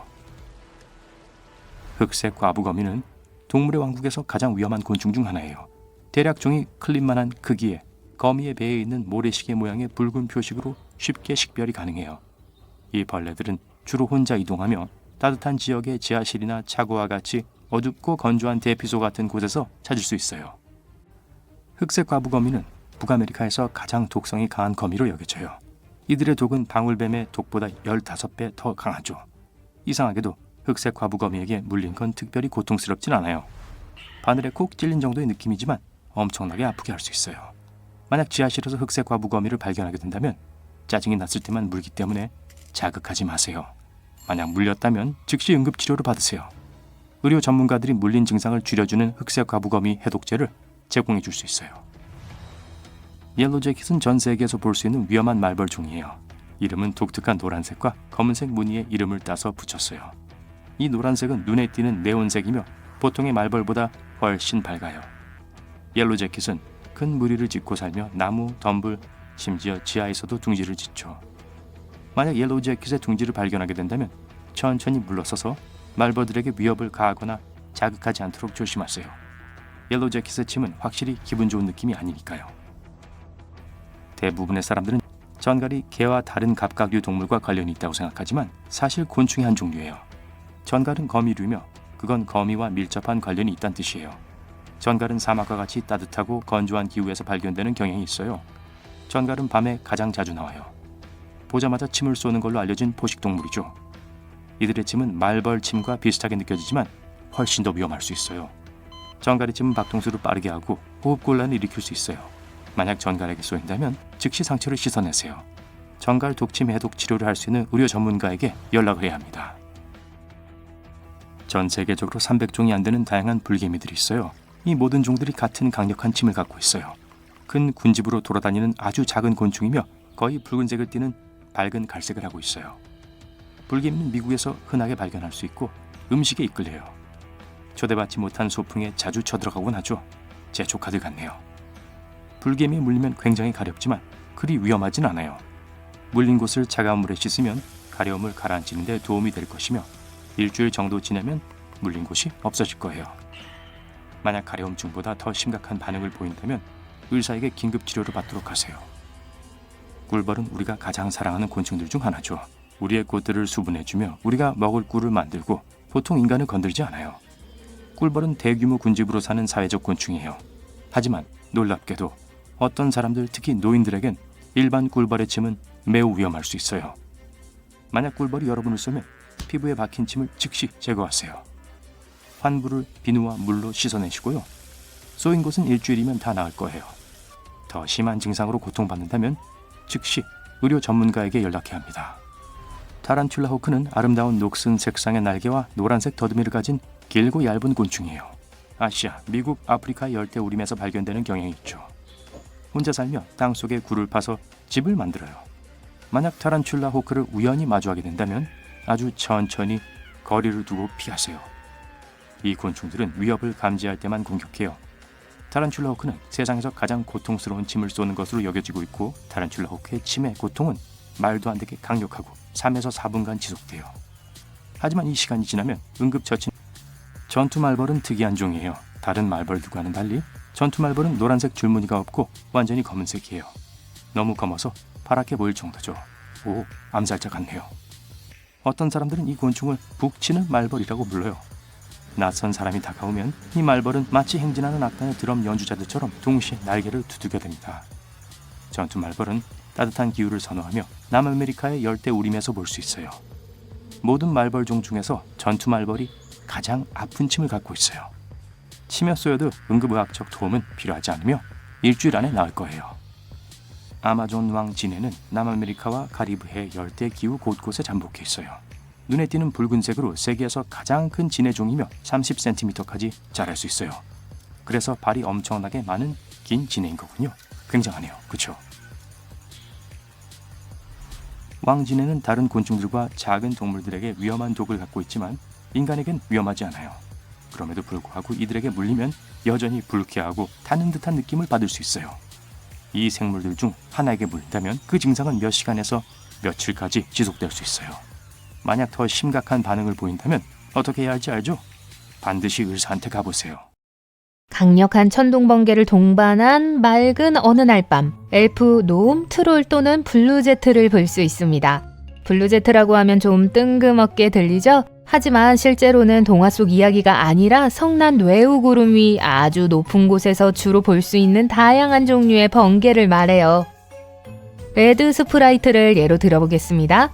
뇌우 위에 나타나는 섬광으로 무리를 지어 나타나는 번개인데요. 이러한 섬광은 양전하를 띤 구름과 지상의 충돌이라는 특정 유형의 번개에 의해서만 발생하기 때문에 꽤 드뭅니다.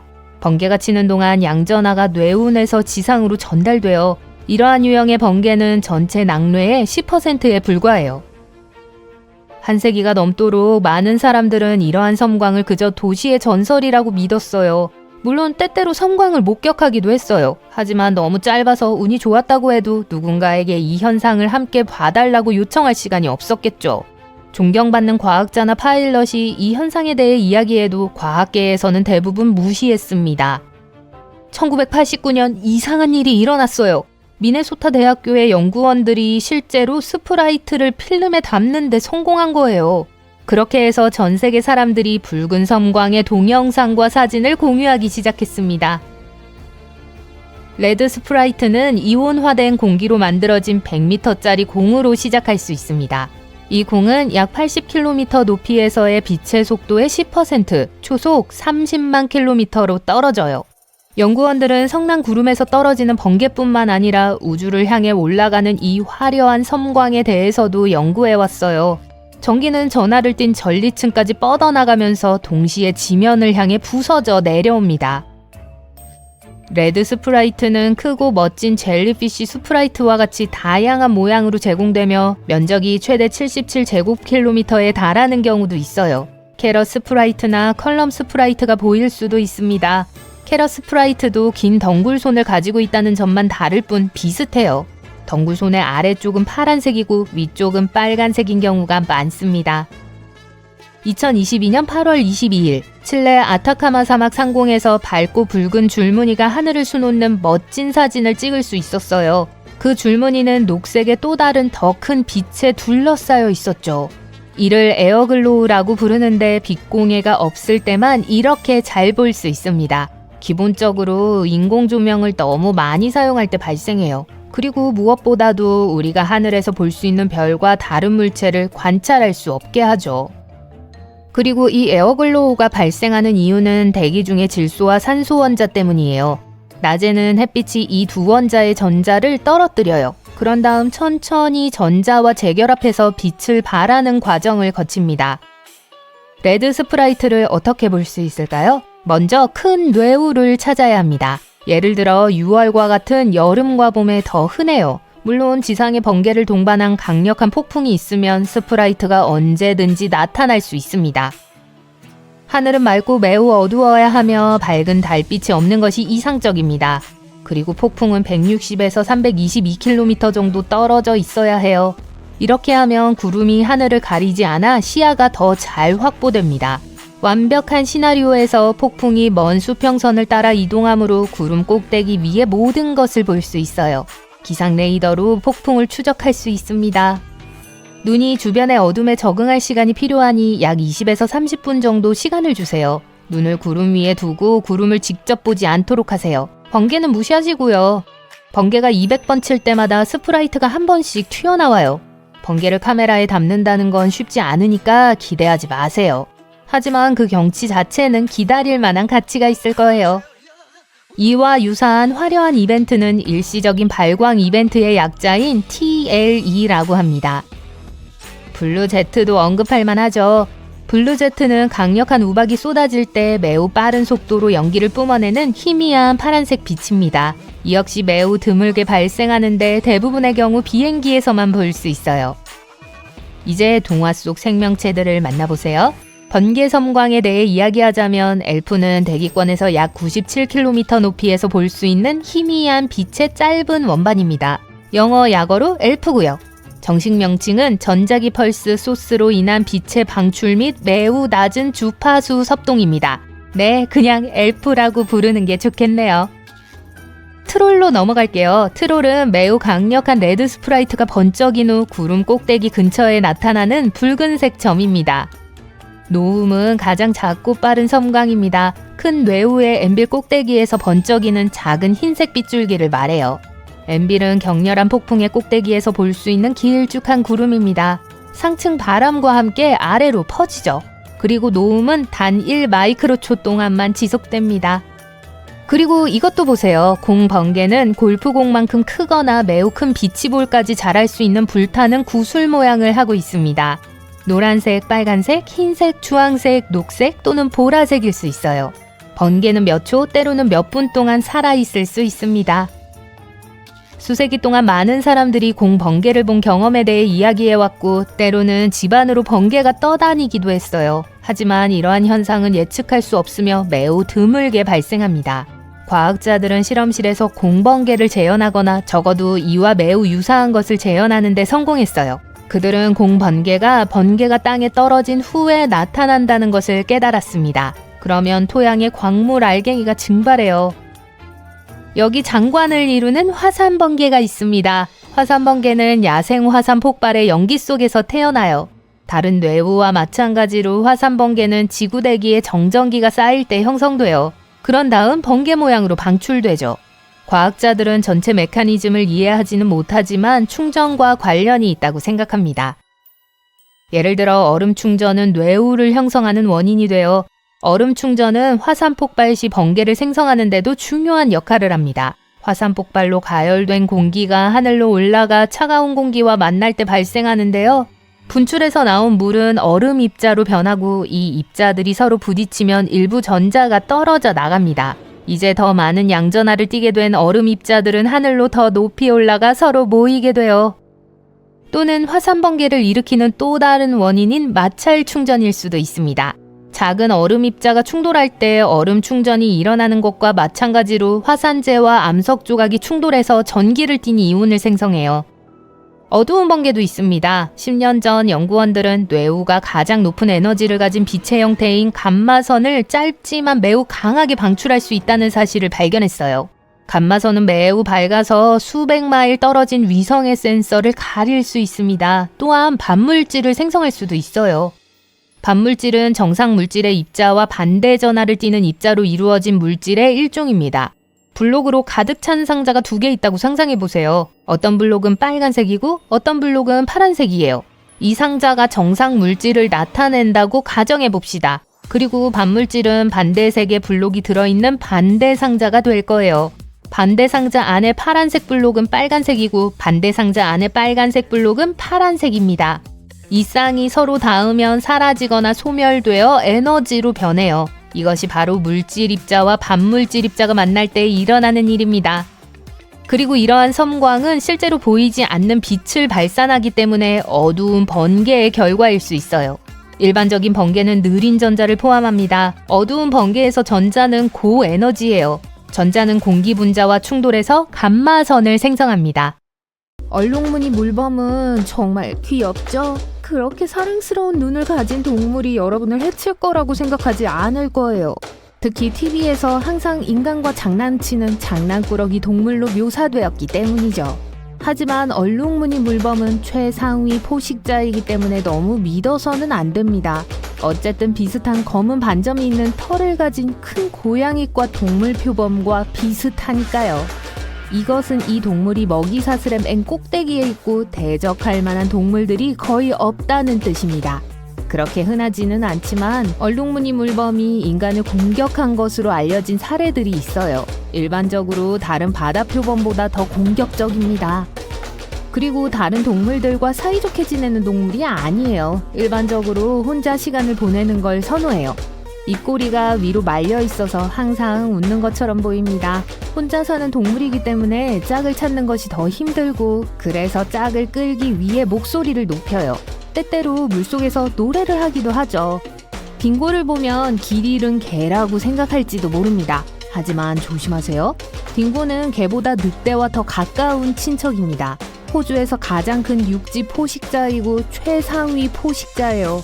딩고는 무리를 지어 먹이를 뒤쫓습니다. 함께 힘을 합쳐서 붉은 캥거루와 같은 더 큰 동물과 대적하기도 해요. 보통 인간을 피하지만 여럿이 무리지어 있을 때는 피하는 것이 좋습니다.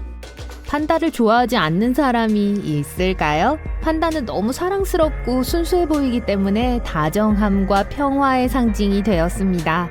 또한 대부분의 시간을 쉬면서 대나무를 먹으며 보내기 때문에 매우 게을러요. 평화롭게 들리지만 건드리지 않는 게 좋을 거예요. 만약 우연히 판다의 영역을 넘거나 판다가 위협을 느낀다면 여러분을 다치게 할 수 있습니다.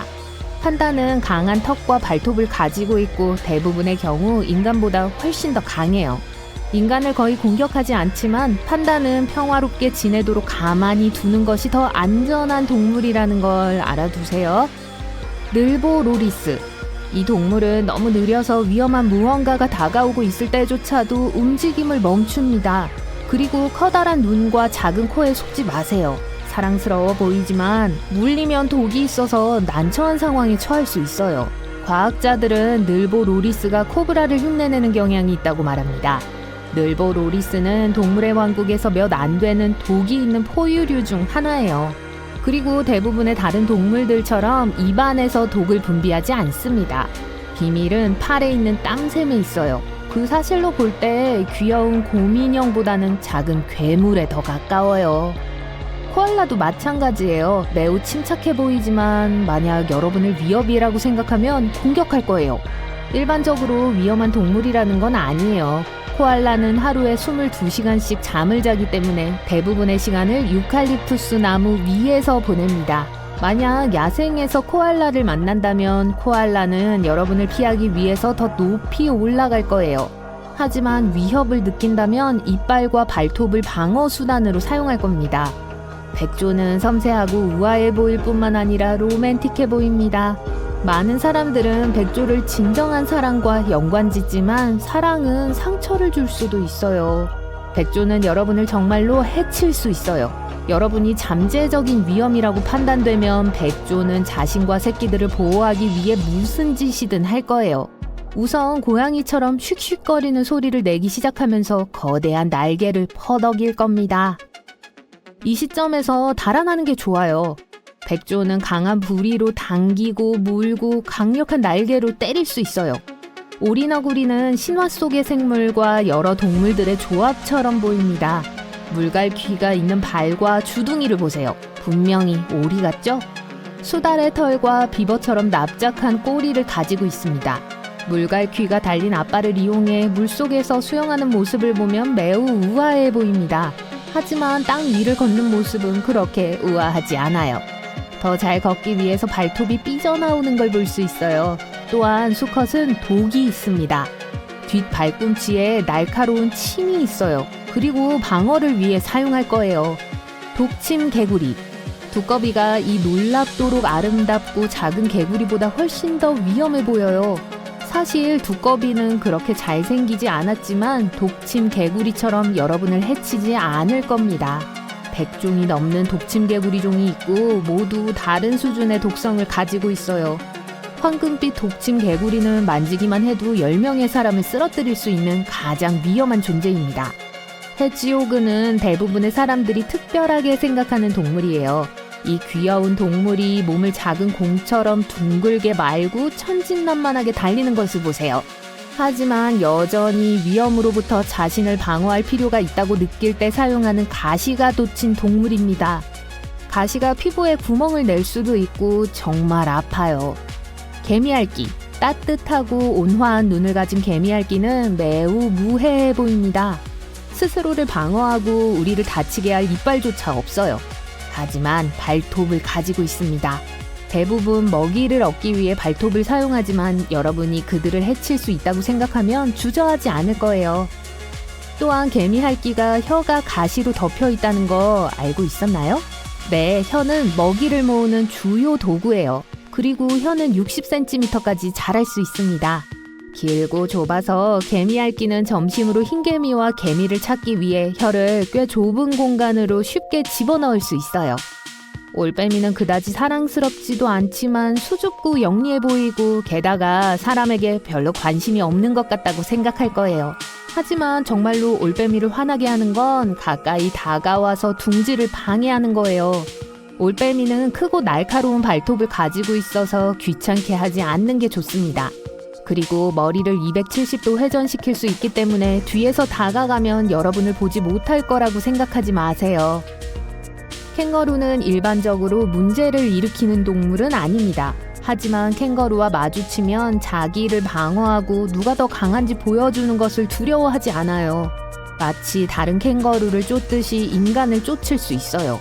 캥거루 팔은 매우 강하고 심지어 앞발로 여러분을 붙잡을 수도 있습니다. 하지만 뒷다리로 걷어차면 훨씬 더 안 좋아요. 사슴은 목가적인 동화에 나오는 것처럼 보이지만 조심하세요. 수컷은 뿔이 있는데 너무 가까이 다가가고 잠재적인 위협으로 인식되면 위험해질 수 있습니다. 또한 사슴은 정원을 짓밟고 농작물을 먹어치우는 습관이 있어요. 사슴은 사람들이 뒷마당에 기르는 일부 가축들, 특히 개들에게 위험할 수 있습니다. 붉은 여우는 우리를 해칠 수 있을 것 같은 외모가 아니에요. 하지만 광견병 바이러스를 옮길 수 있기 때문에 교류하지 않는 것이 좋습니다. 보통 사람들을 피하지만 사람들과 작은 동물들에게 공격적일 수 있어요. 예측하기 어려운 동물이니까 조심하세요. 너구리는 친근하고 귀엽게 생겼고 유일한 문제는 쓰레기통을 뒤지는 것뿐이라고 생각할 수 있어요. 하지만 그렇지는 않습니다. 이 작은 녀석들은 위험한 것을 감지했을 때 이빨을 드러내는 걸 결코 두려워하지 않아요. 그저 쓰레기통에서 무슨 소리가 나는지 보기 위해서 밖에 나갔더라도 말이죠. 너구리의 작은 발은 처음에는 귀여울지 모르지만 만지고 싶지 않을 날카로운 발톱을 숨기고 있습니다. 안경원숭이는 세계에서 가장 작고 사랑스러운 영장류 중 하나예요. 비록 처음 봤을 때 안아주고 싶은 충동을 느끼겠지만 다시 한번 생각하는 게 좋을 거예요. 완전히 위험한 건 아니지만 만지려는 인간을 좋아하지 않기 때문에 꽤 신경적으로 반응할 수 있습니다. 멀리서 감상하는 게 더 좋아요. 아름다운 자연과 신선한 공기에 둘러싸여서 문명으로부터는 멀리 떨어져 힐링과 명상의 시간을 보내려고 하시는군요. 여기까지 꽤 오랫동안 걸어오셨으니 이제 텐트를 치고 자리를 잡아야겠죠. 주변엔 숲이 울창해서 텐트를 치기에 적당한 장소가 없네요. 그런데 그때 나무가 전혀 없고 낮게 자란 덤불만 드문드문 있는 멋진 들판을 발견했어요. 그럼 그곳으로 가서 텐트를 설치해 볼까요? 땅이 유난히 부드럽고 매끄럽지만 별 신경은 쓰이지 않습니다. 오히려 더 좋죠. 칼로 버터를 찌르는 것처럼 말뚝이 흙 속으로 쑥 들어갑니다.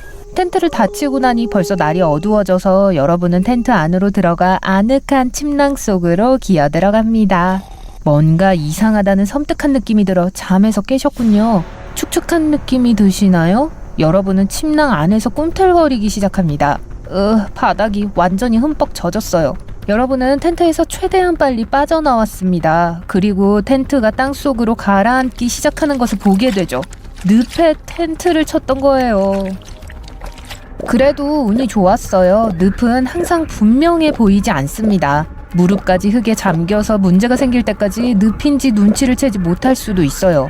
빠져나오는 것도 어려울 수 있어요. 이끼와 뿌리는 부드러운 속으로 여러분을 천천히 아래로 끌어당깁니다. 그리고 발을 들어 올리려고 하면 신발은 잃어버리게 될 확률이 높아요. 여러분이 무엇을 찾아야 하는지 안다면 숲속에서 늪을 찾기 꽤 쉽습니다. 만약 빽빽한 덤불 속에 있는데 이끼와 드문드문 덤불만 있는 곳에 햇볕이 반짝이는 공터가 있다면 그곳이 늪일 가능성이 높습니다. 이 조용한 땅을 가볍게 밟아서 확인할 수도 있습니다. 물기가 느껴지면 멀리 떨어지는 게 좋습니다. 이 늪이 위험할 수 있는 또 다른 이유 중 하나는 산불입니다. 늪에서 아주 가까운 곳에서 모닥불을 피우면 불이 번질 수 있습니다. 특히 강한 바람이 분다면 말이죠.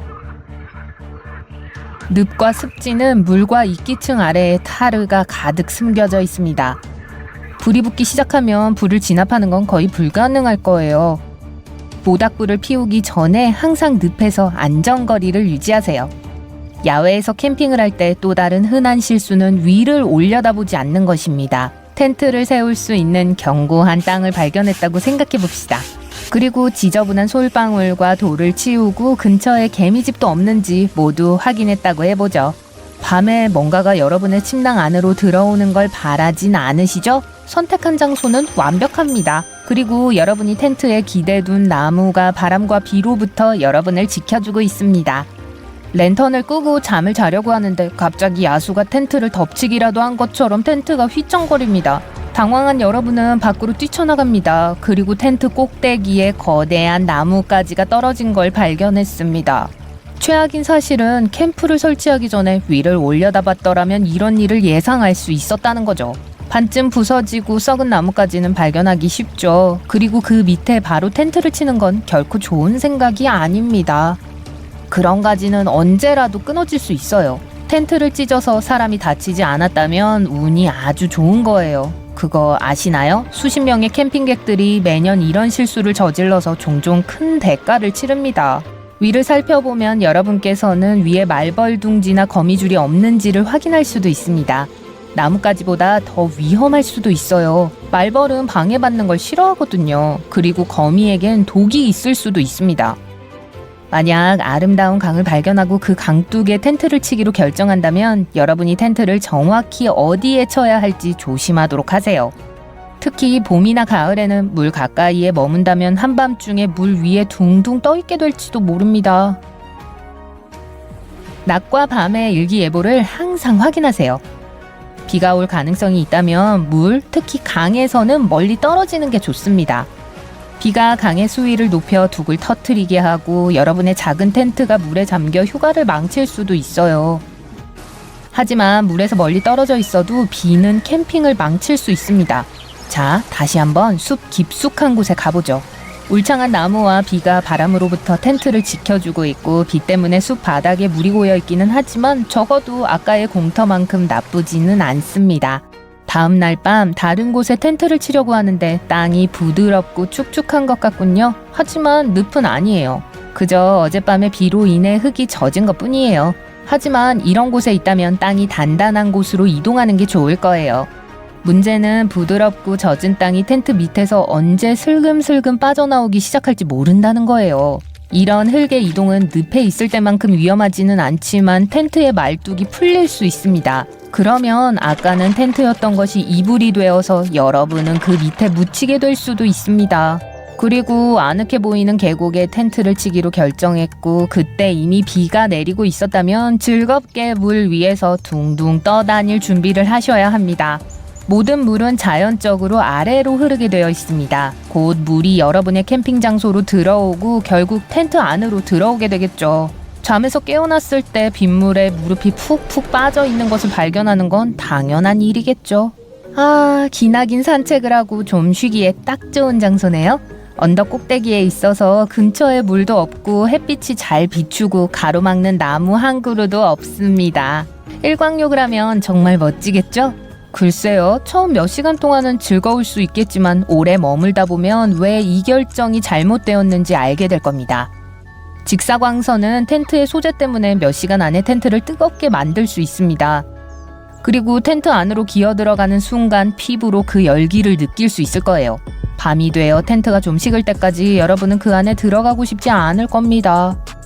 바람도 마찬가지입니다. 탁 트인 곳에서는 엄청난 속도로 돌풍이 불 수도 있거든요. 그리고 만약 말뚝을 제대로 박지 않았다면 여러분은 생각했던 것보다 더 빨리 텐트에 작별을 고할 수도 있습니다. 태양과 바람으로부터 여러분을 보호할 수 있는 나무 근처에 텐트를 치는 게 가장 좋을 거예요. 게다가 일기예보가 여러분에게 유리하지 않다면 외딴 나무 근처에서 야영을 하고 싶은 유혹은 뿌리치도록 하세요. 화창한 날씨와 비가 오는 날씨 모두 괜찮지만 만약 심각한 폭풍이 온다면 혼자 서 있는 나무는 피뢰침이 될 겁니다. 만약 텐트 근처에 있는 나무에 번개가 친다면 어떤 일이 일어날지 상상하기 어렵지 않을 거예요.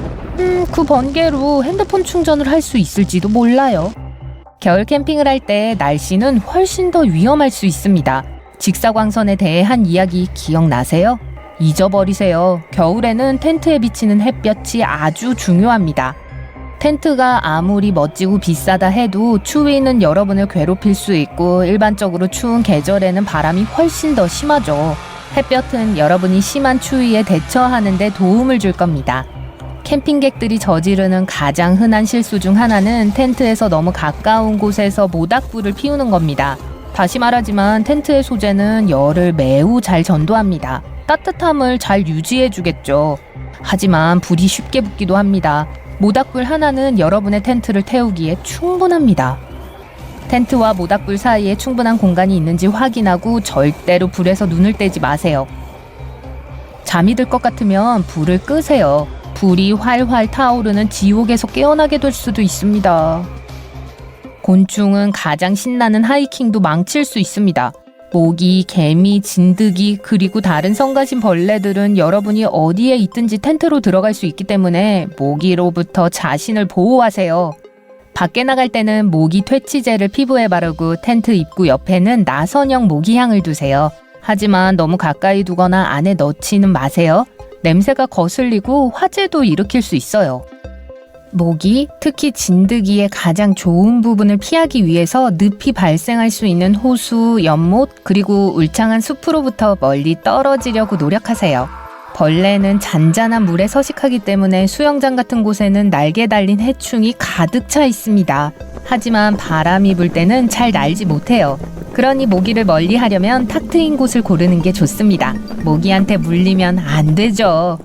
이 뾰족한 나무는 쏠 줄 아니까 멀리 떨어져 있는 게 좋을 거예요. 샌드박스 나무라고 불리며 아마조니아에서 찾아볼 수 있어요. 처음에 이 나무의 씨앗은 작은 호박 모양으로 형성돼요. 시간이 지나면 단단해지면서 자라요. 하지만 여기부터가 재밌는 부분이에요. 최고의 성숙기에 도달했을 때 씨앗들은 시속 241km의 속도로 터져 나와요. 심지어 약 18m까지 갈 수 있어요. 그래서 폭발 과정 중에 이 나무를 방해하는 건 아주 위험해요. 씨앗에 독이 있다는 건 말할 것도 없고요. 물론 몇몇 나무들은 완전하게 똑바로 자라지 않지만 나뭇가지가 심지어 땅에 닿을 정도로 완전히 휘어진 나무는 지나칠 수 없는 광경이죠. 엘 아르볼데 라 사비나라고 불리는 이 나무는 스페인에서 자라요. 나무가 바람이 부는 방향으로 구부러지기 때문에 모양은 바람에 달려 있어요. 그 결과 종종 이상한 모양을 하고 있을 뿐만 아니라 1년 중 다른 때에 완전히 모양을 바꿀 수도 있죠. 이 유연한 나무는 높이가 8m 이상이 될 수도 있고 바위 위와 같은 가장 별난 곳에서 자라는 경향이 있어요. 공룡만큼 오래된 나무는 어떨까요? 1994년에 발견된 웰레미 소나무종은 호주 시드니의 블루마운틴에서 볼 수 있어요. 이 소나무는 2억 년 전으로 거슬러 올라가기 때문에 공룡들이 그 주변을 돌아다녔을지도 모른다고 생각하기가 쉽겠죠. 이 나무들은 멸종위기에 처해 있고 오늘날까지 야생의 100그루의 전시품만이 존재해 있기 때문에 과학자들은 이 나무들의 위치를 공개하고 싶어 하지 않아요. 이 나무들이 잘 보존되기를 원하니까요. 또 이걸 연구하는 게 지구의 과거에 대한 새로운 정보를 발견하는 데 도움이 될 수 있기 때문에 과학에도 중요해요.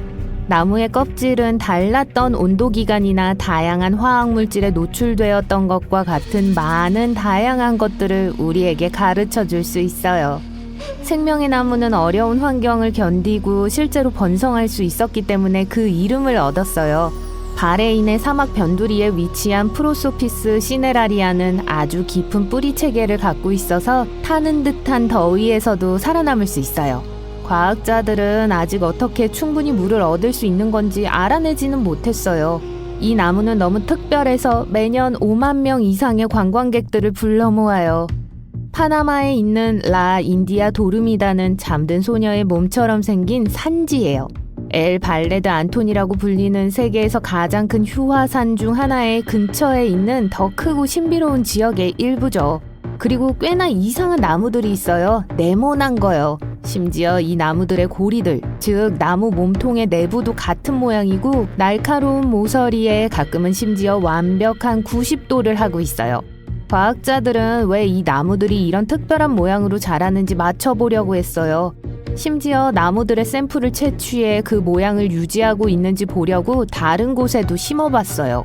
그렇게 되지 않았으니까 나무들의 기이한 모양은 계곡 자체와 관련이 있는 게 분명해요. 어떤 사람들은 지역에 사는 농부가 목재 낭비를 줄이기 위해서 처음에 나무들을 상자에 넣어서 키워서 나무들이 그렇게 자라게 됐을지도 모른다고 믿고 있어요. 왜냐하면 둥근 나무들은 종종 날카로운 각도로 잘려나갔기 때문이죠. 세계에서 가장 오래되고 큰 나무 중 하나는 미국의 세콰이아 국립공원에서 발견돼요. 제네럴 셔먼이라고 불리고 84m로 뻗어 있어요. 거의 자유의 여신상만큼 커요.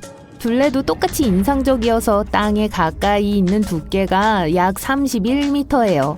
이 나무의 나이에 대해서 우리는 2300년에서 2700년 사이일 거라고 추측할 뿐이죠.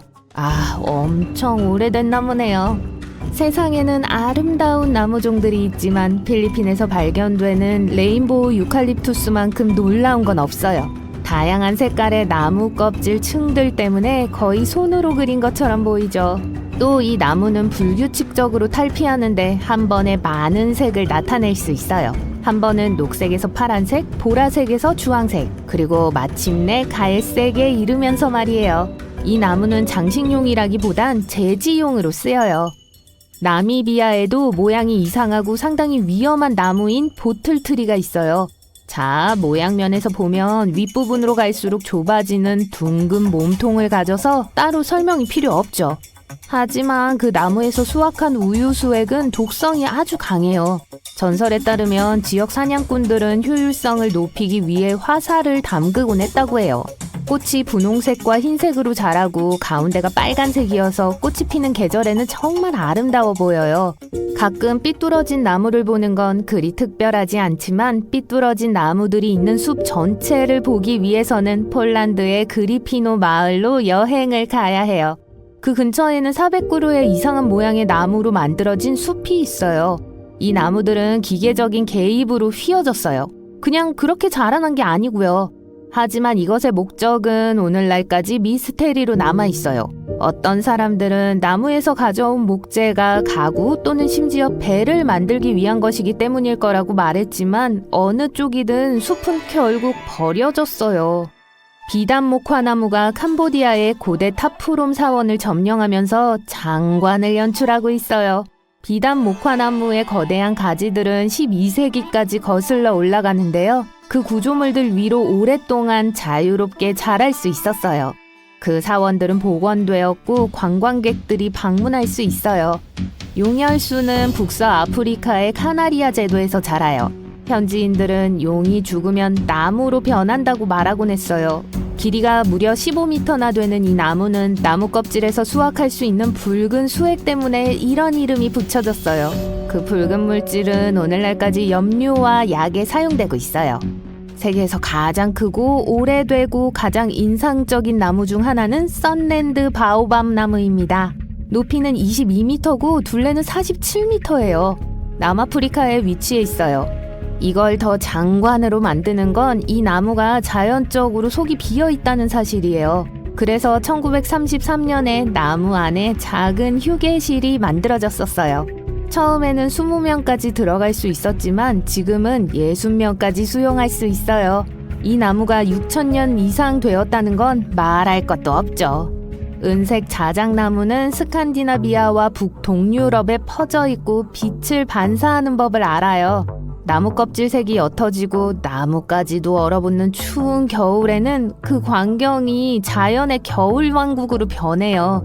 또한 나무들이 도달할 수 없는 영양분을 모으면서 숲 아래에 있는 뿌리와 연결되고 퍼져 나가는 버섯과 파트너십을 발전시켰어요. 이러한 서비스에 대한 대가로 나무는 버섯에게 설탕을 줍니다. 이 자작나무의 동반자는 위험하고 사람들이 먹어선 안 돼요. 알아보기는 쉬워요.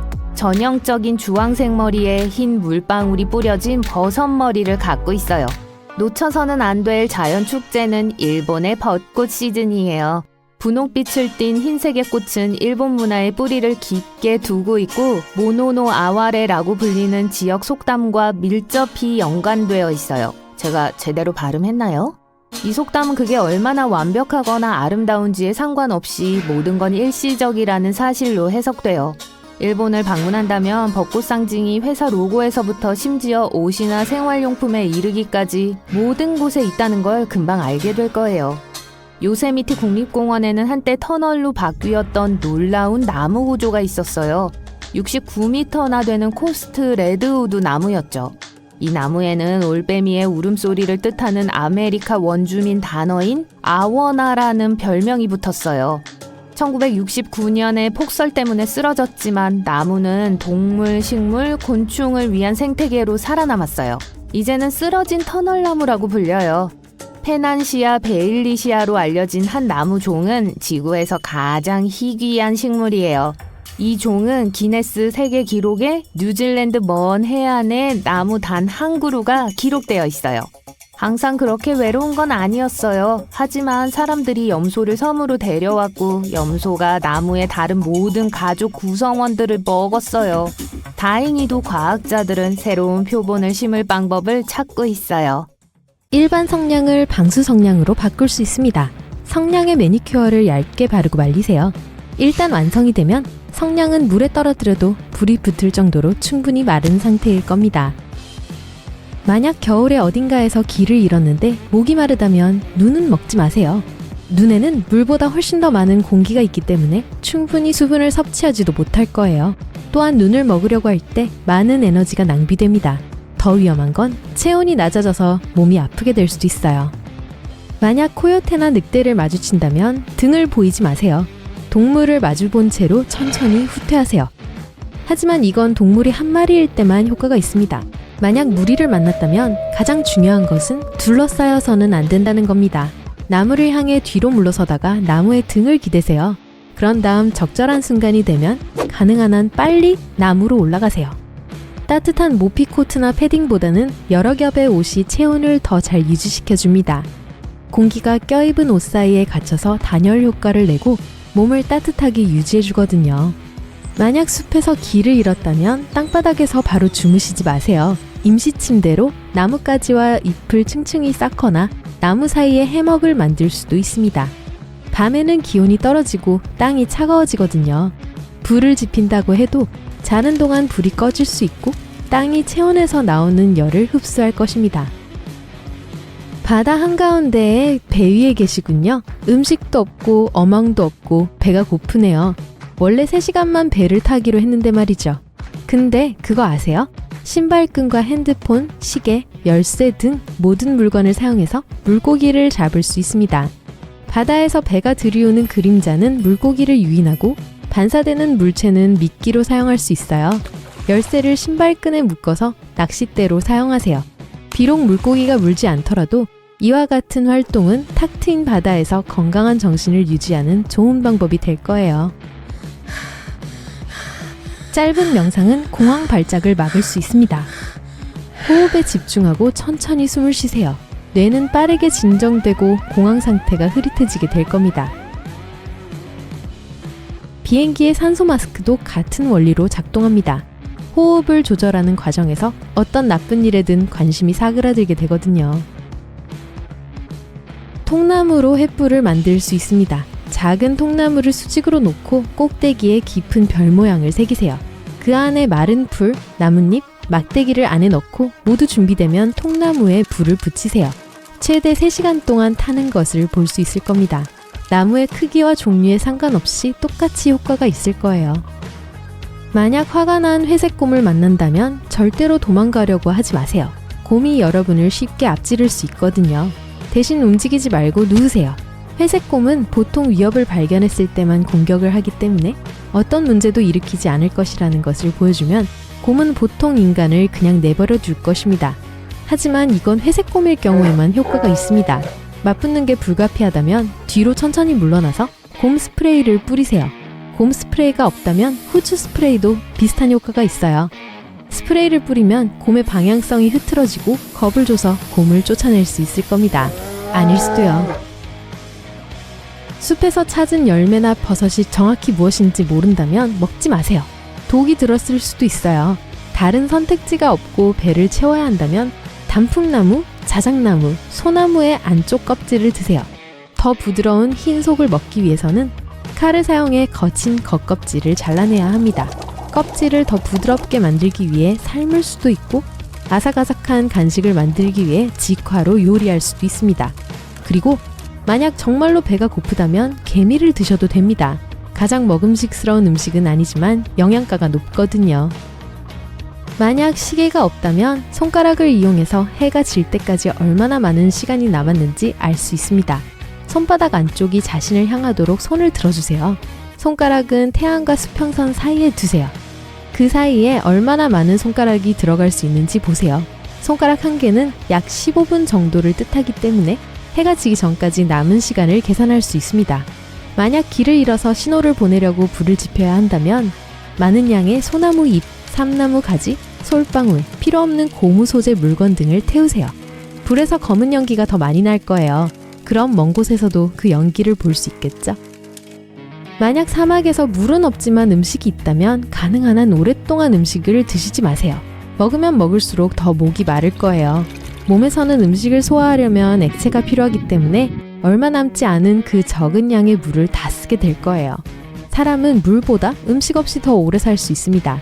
그러니까 배고픈 상태를 두려워하지 마세요. 숲에서 더러운 물 웅덩이를 발견했습니다. 정말 목이 마르다면 그 물로 병을 채우고 걸러내서 식수를 만들 수 있습니다. 정수를 하려면 거즈나 옷으로 끈을 만들어주세요.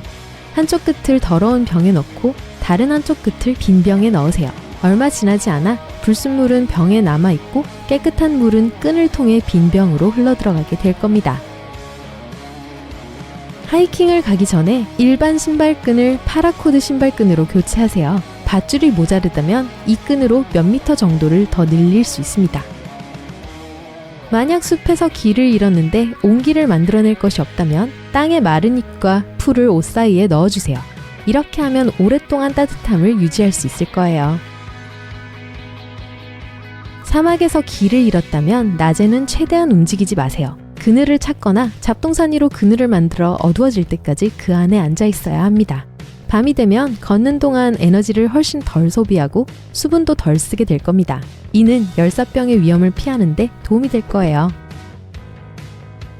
만약 얼음을 깨고 떨어졌다면 수영장에서 하듯이 밖으로 나오려고 하지 마세요. 만약 얼음 위에 손을 올려놓고 팔로 몸을 일으키려고 한다면 그 얼음이 갈라져서 다시 물속으로 떨어질 수 있어요. 팔을 얼음 표면과 평평하게 뻗고 다리를 뒤로 쭉 뻗어야 물에 뜰 수 있습니다. 이 수평 자세에서 마치 수영하는 것처럼 다리를 흔들어 보세요. 얼음 위에 너무 많은 무게를 싣지 말고 팔을 조심스럽게 움직이면 탈출할 수 있을 거예요. 만약 바람이 너무 많이 부는데 불을 지피고 싶다면 이렇게 해보세요. 2개의 구멍을 나란히 파고 그 사이에 작은 지하 터널을 만듭니다. 한쪽 구덩이에 불을 피우세요. 바람은 그 불을 끌 수 없을 것이고 두 번째 구덩이를 통해 공기를 얻을 수 있을 거예요. 이 방법은 몰래 불을 피워야 할 때도 유용합니다. 어둠 속에서 이런 불은 보이지 않을 테니까요.